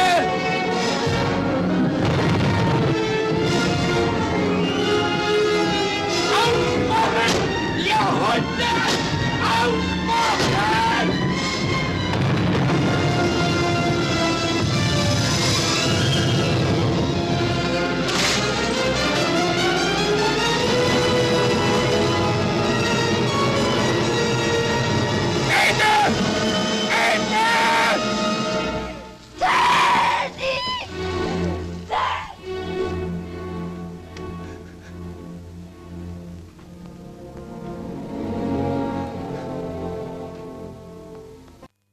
Der Heeresgruppe heute Morgen 6 Uhr zeichnet sich folgende Bewegung des Gegners ab. Die erste ukrainische Front hat südlich Lemberg mit starken Kräften, darunter außerordentlich zahlreichen Panzereinheiten, unsere Front beim 52. AK an 2 Stellen durchbrochen. Damit droht unsere Verbände in diesem Raum die Einschließung. Mein Führer, ich melde die Durchführung der Exekution an den Attentätern des 20. Juli.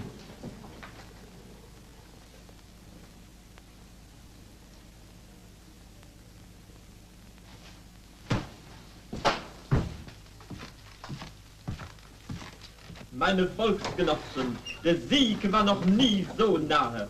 Wir haben zwar viel verloren, aber zugleich auch viel gewonnen. Ohne Gepäck marschiert es sich leichter. Alter Quatschkopf. Ich spreche aus dem Führerhauptquartier. Der Führer ist wie stets ruhig und gefasst und von dem Endsieg überzeugt. Wir danken der Vorsehung, dass sie ihn uns erhalten hat. Und das gibt uns die Gewissheit, dass wir... Dass der Anschlag auf Hitler missglückte, damit konnte keiner rechnen. Die Konsequenzen sind nicht abzusehen. Wenn wir uns nicht bald mit den Westmächten verständigen.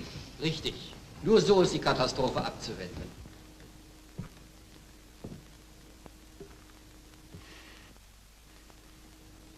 Unsere besten Werke, unser Stolz. Armes Deutschland. Wenn wir nur das Ruhrgebiet noch retten. Meine Herren, ich erhielt über Schweden ein Schreiben von McFaller. Na und? Eine verheißungsvolle Botschaft. Kann der die Russen aufhalten? Die Russen! Die Russen!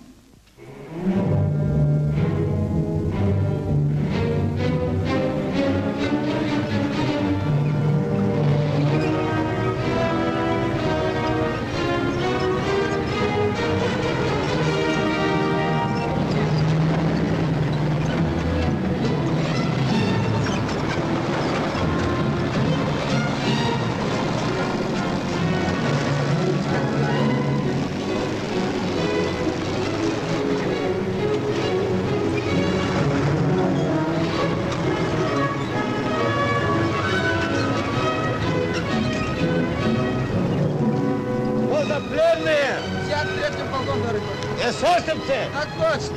Документы при вас? Так точно.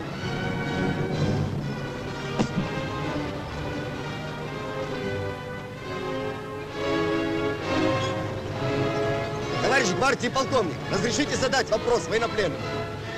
Задавайте.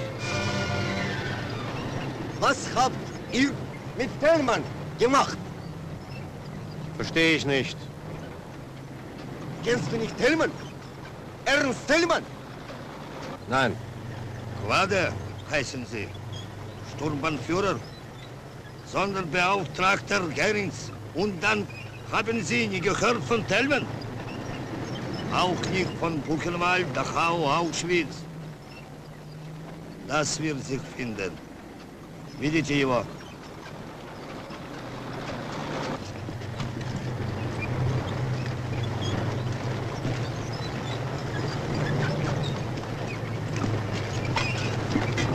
Mein Führer, die Heeresgruppe Süd meldet, dem Gegner ist es gelungen, den Ring im Süden fast zu schließen. Ich fürchte, mein Führer, wir müssen große Teile auch dieser Heeresgruppe abschreiben. Was soll das heißen? Ist das eine Anspielung? Soll das eine Drohung sein? Das Wort Kapitulation habe ich 1933 aus dem deutschen Wortschatz gestrichen. Es wird bis zum letzten Mann gekämpft! Nach uns darf und wird es in Deutschland niemand mehr geben.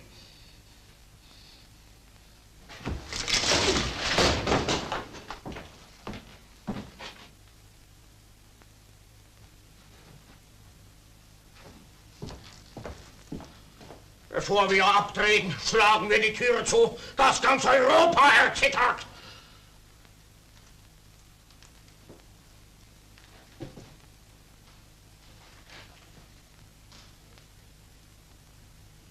Wenn Deutschland sich meiner unwürdig erweist, ich weine dem deutschen Volk keine Tränen nach.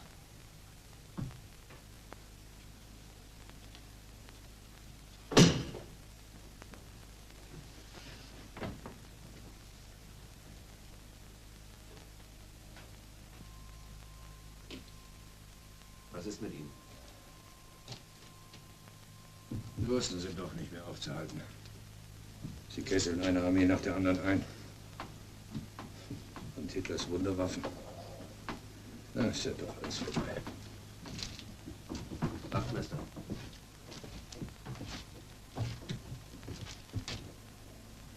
Sie bedrückt doch was anderes.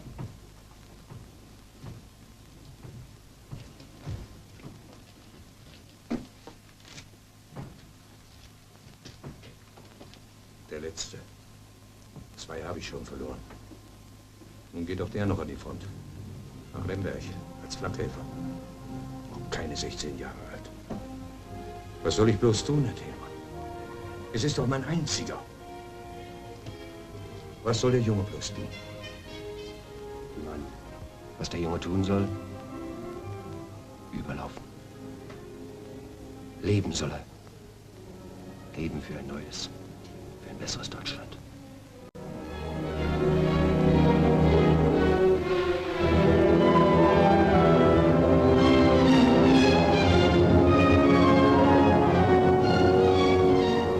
Erreichen, dass der Kessel kapituliert. 60.000 Deutsche viele. Jede gewonnene Stunde rettet Tausenden unserer Landsleute das Leben.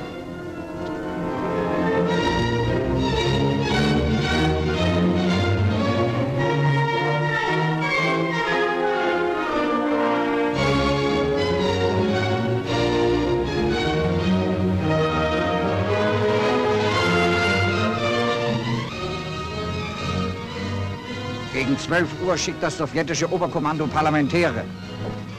Bis dahin musst du in Aktion getreten sein. 60.000 Menschenleben, Fide.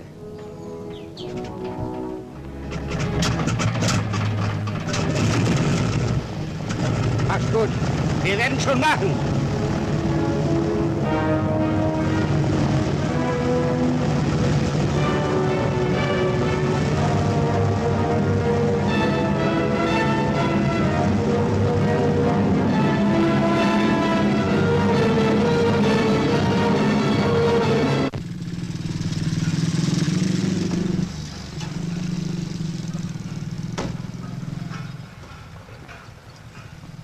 Herr General, melde wie befohlen, die verwundeten 640 Mann sind transportfertig.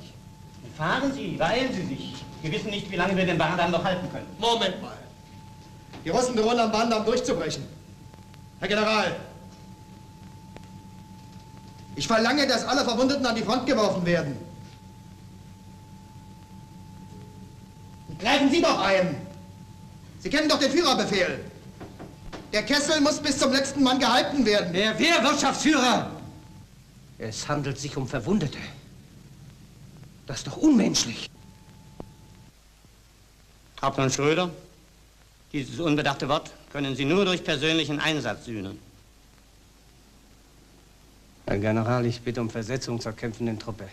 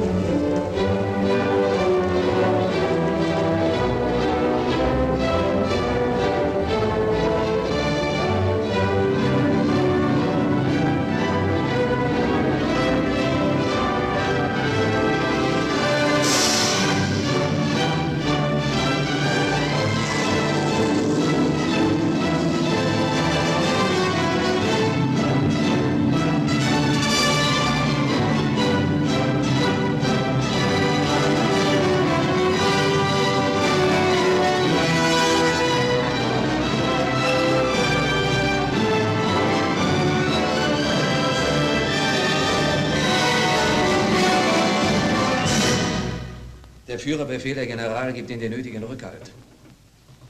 Auch die Liquidierung der KZ-Häftlinge und der polnischen Arbeiter der Ostwerke steht durchaus im Einklang mit diesem Befehl.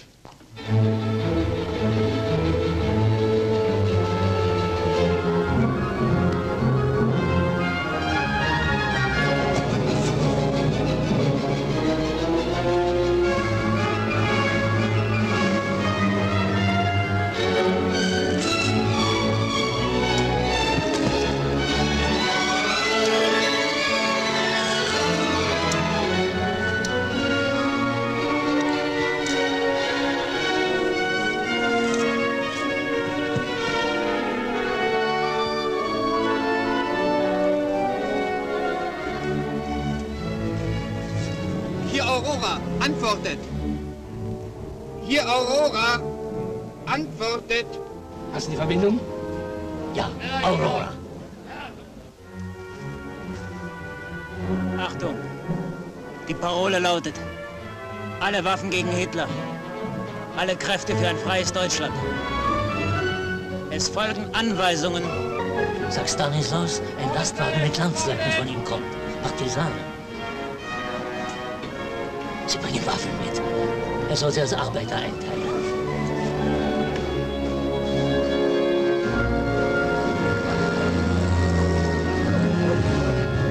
Wo kommt ihr denn jetzt her? Verstärkung der Arbeitsbrigade, Herr Kommandant. Ihr kommt ja reichlich spät. Werkzeug für die Baustelle. Was soll man machen? Ihr fahrt mal auf den Werkhof. Aurora?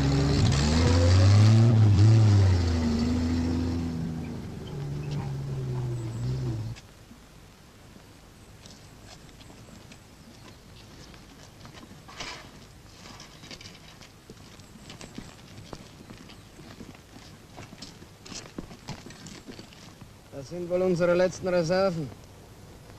Wenn ich die sehe, weiß ich Bescheid.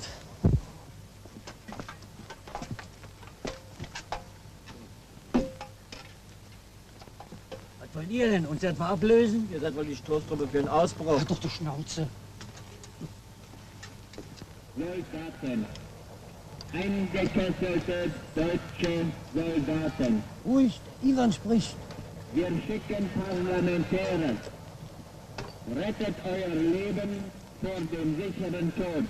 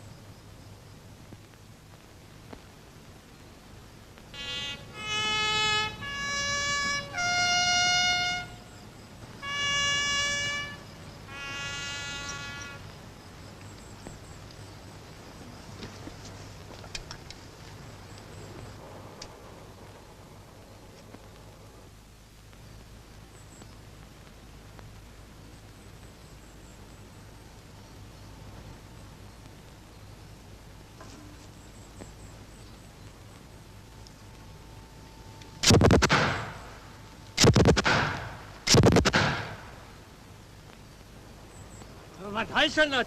Das waren ja Parlamentäre. Das konnte man doch deutlich sehen. Das werden uns die Russen heimzahlen. Menschenskind, wir sitzen noch in der Falle, nicht die. Ich habe deutlich die weiße Fahne gesehen. Klar, die wollten verhandeln. Maul halten! Habt ihr denn immer noch nicht begriffen?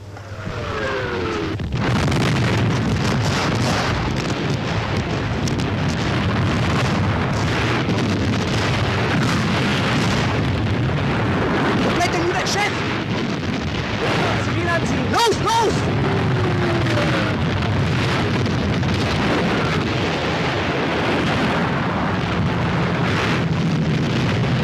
Halt! Warten! Warten!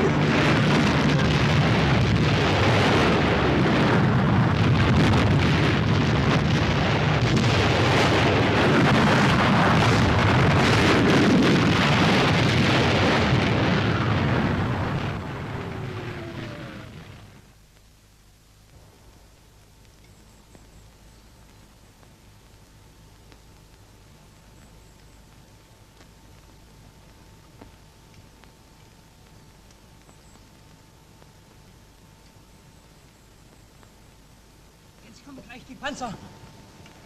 Landsleute, als Vorsitzender der Kommunistischen Partei Deutschlands, Stellvertreter Ernst Thälmanns, fordere ich euch auf, legt die Waffen nieder. Das ist doch Wilhelm Pieck.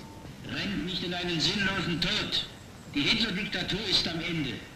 Aber das deutsche Volk braucht euch zum Aufbau eines besseren Deutschland. Landsleute, unser Volk wird ein freies, friedliebendes, unabhängiges Deutschland schaffen. Zu dieser Tat rufen wir alle deutschen Patrioten auf. Deutschland soll zu wahrer Größe und wirklichem Wohlstand kommen, so wie Thälmann es im Programm der sozialen und nationalen Befreiung verkündete. Ob die es ehrlich meinen? Quatsch. Die machen uns alle fertig. Für die Schweinerei mit den Parlamentären werden wir alle im Kopf hinhalten müssen. Landsleute! Die Russen haben uns an der Gurgel. Sie brauchen nur zuzudrücken. Aber sie wollen es gar nicht. Hätten sie sonst das Trommelfeuer abgebrochen? Das ist doch ein Roter!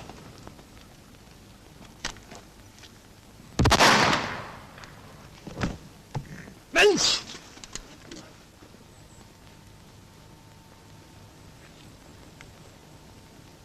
Was passiert, wenn wir kapitulieren? Das wird von uns abhängen. Hauptmann, haben Sie Mut, mit mir rüberzugehen?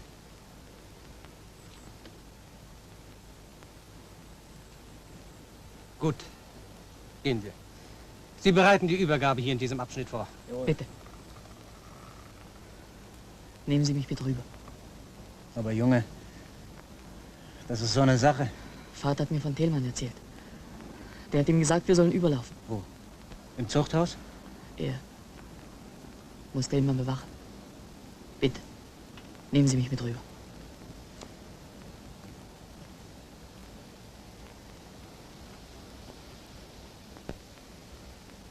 Einverstanden.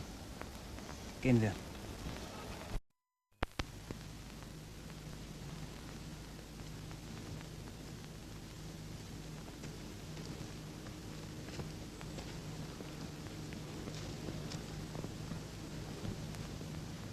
Sagen Sie, was sind Sie eigentlich für ein Deutscher?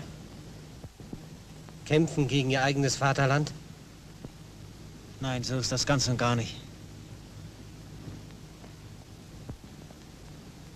Ich kämpfe gegen Hitler für Deutschland. Im Geiste Thälmanns alle Waffen gegen Hitler. Für Deutschland. Es gilt, Deutschland zu retten.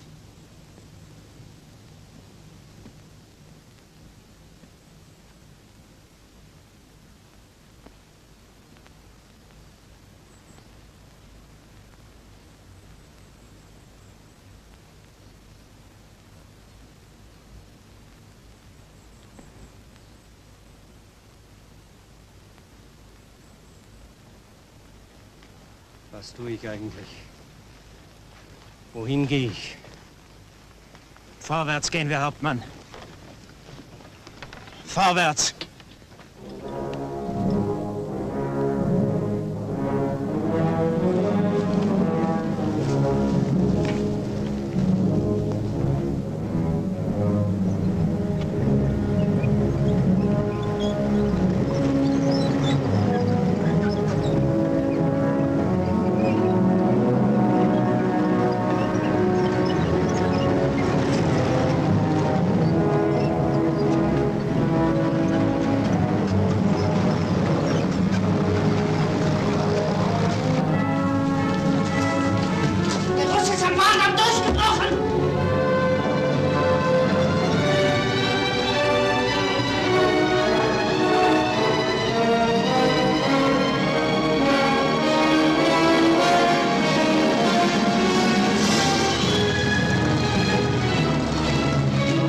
Hermann Göring, stopp, halt bitte! Lenkt die Panzer, kommt direkt auf uns zu!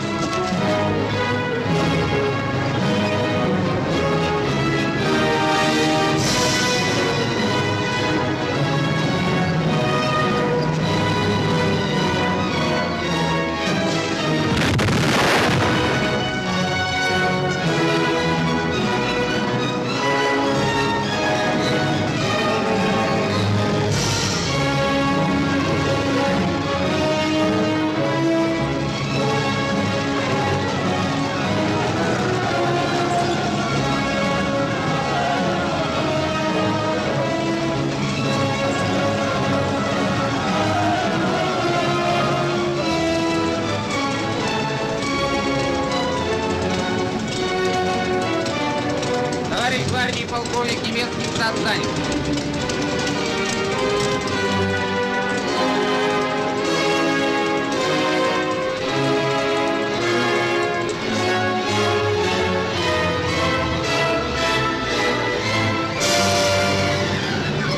Herr Oberst, ich möchte zugleich im Namen meiner Offiziere folgende Fragen vorbringen. Erstens, können wir unseren Proviant und unser persönliches Eigentum mit in die Gefangenschaft nehmen? Zweitens, stehen uns auch in der Gefangenschaft unsere Ordonnanzen und Fürsten weiterhin zur Verfügung? Drittens, werden uns all die Vergünstigungen, auf die wir Offiziere nach den internationalen Bestimmungen Anspruch haben, zugesichert? Und an Ihre Soldaten denken Sie nicht? Alle völkerrechtlichen Bestimmungen werden eingehalten.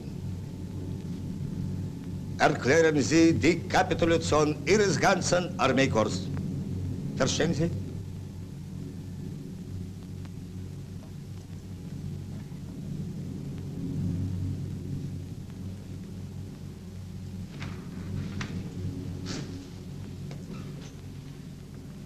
Und der Direktor der Ostwerke? Wissen Sie, wo er sich befindet?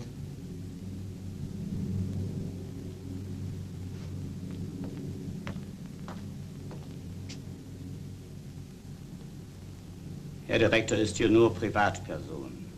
Ob privat oder in Uniform. Uns ist das gleich, wie Sie auf der Anklagebank sitzen werden. Wer sind Sie denn überhaupt? Ein Hamburger Werftarbeiter. Ein deutscher Patriot. Ein Schüler Thälmanns.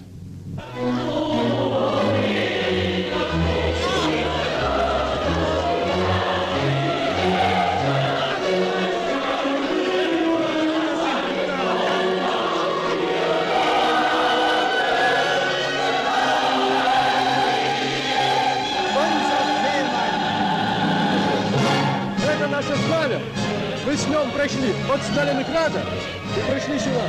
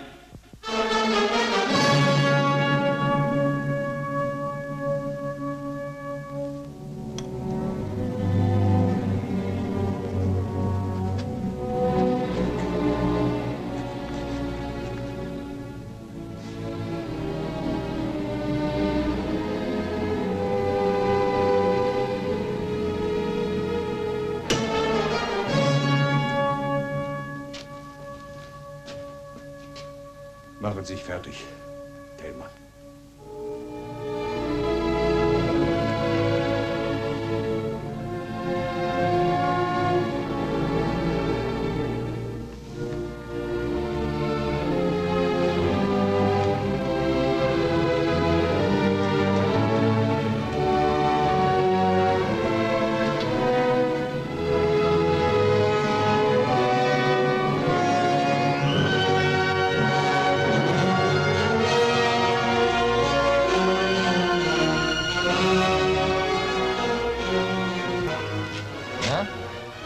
Sie wissen wohl, was nun kommt.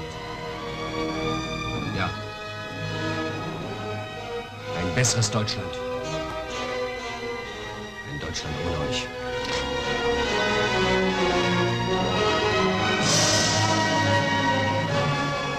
Das Wertvollste, was der Mensch besitzt, ist das Leben.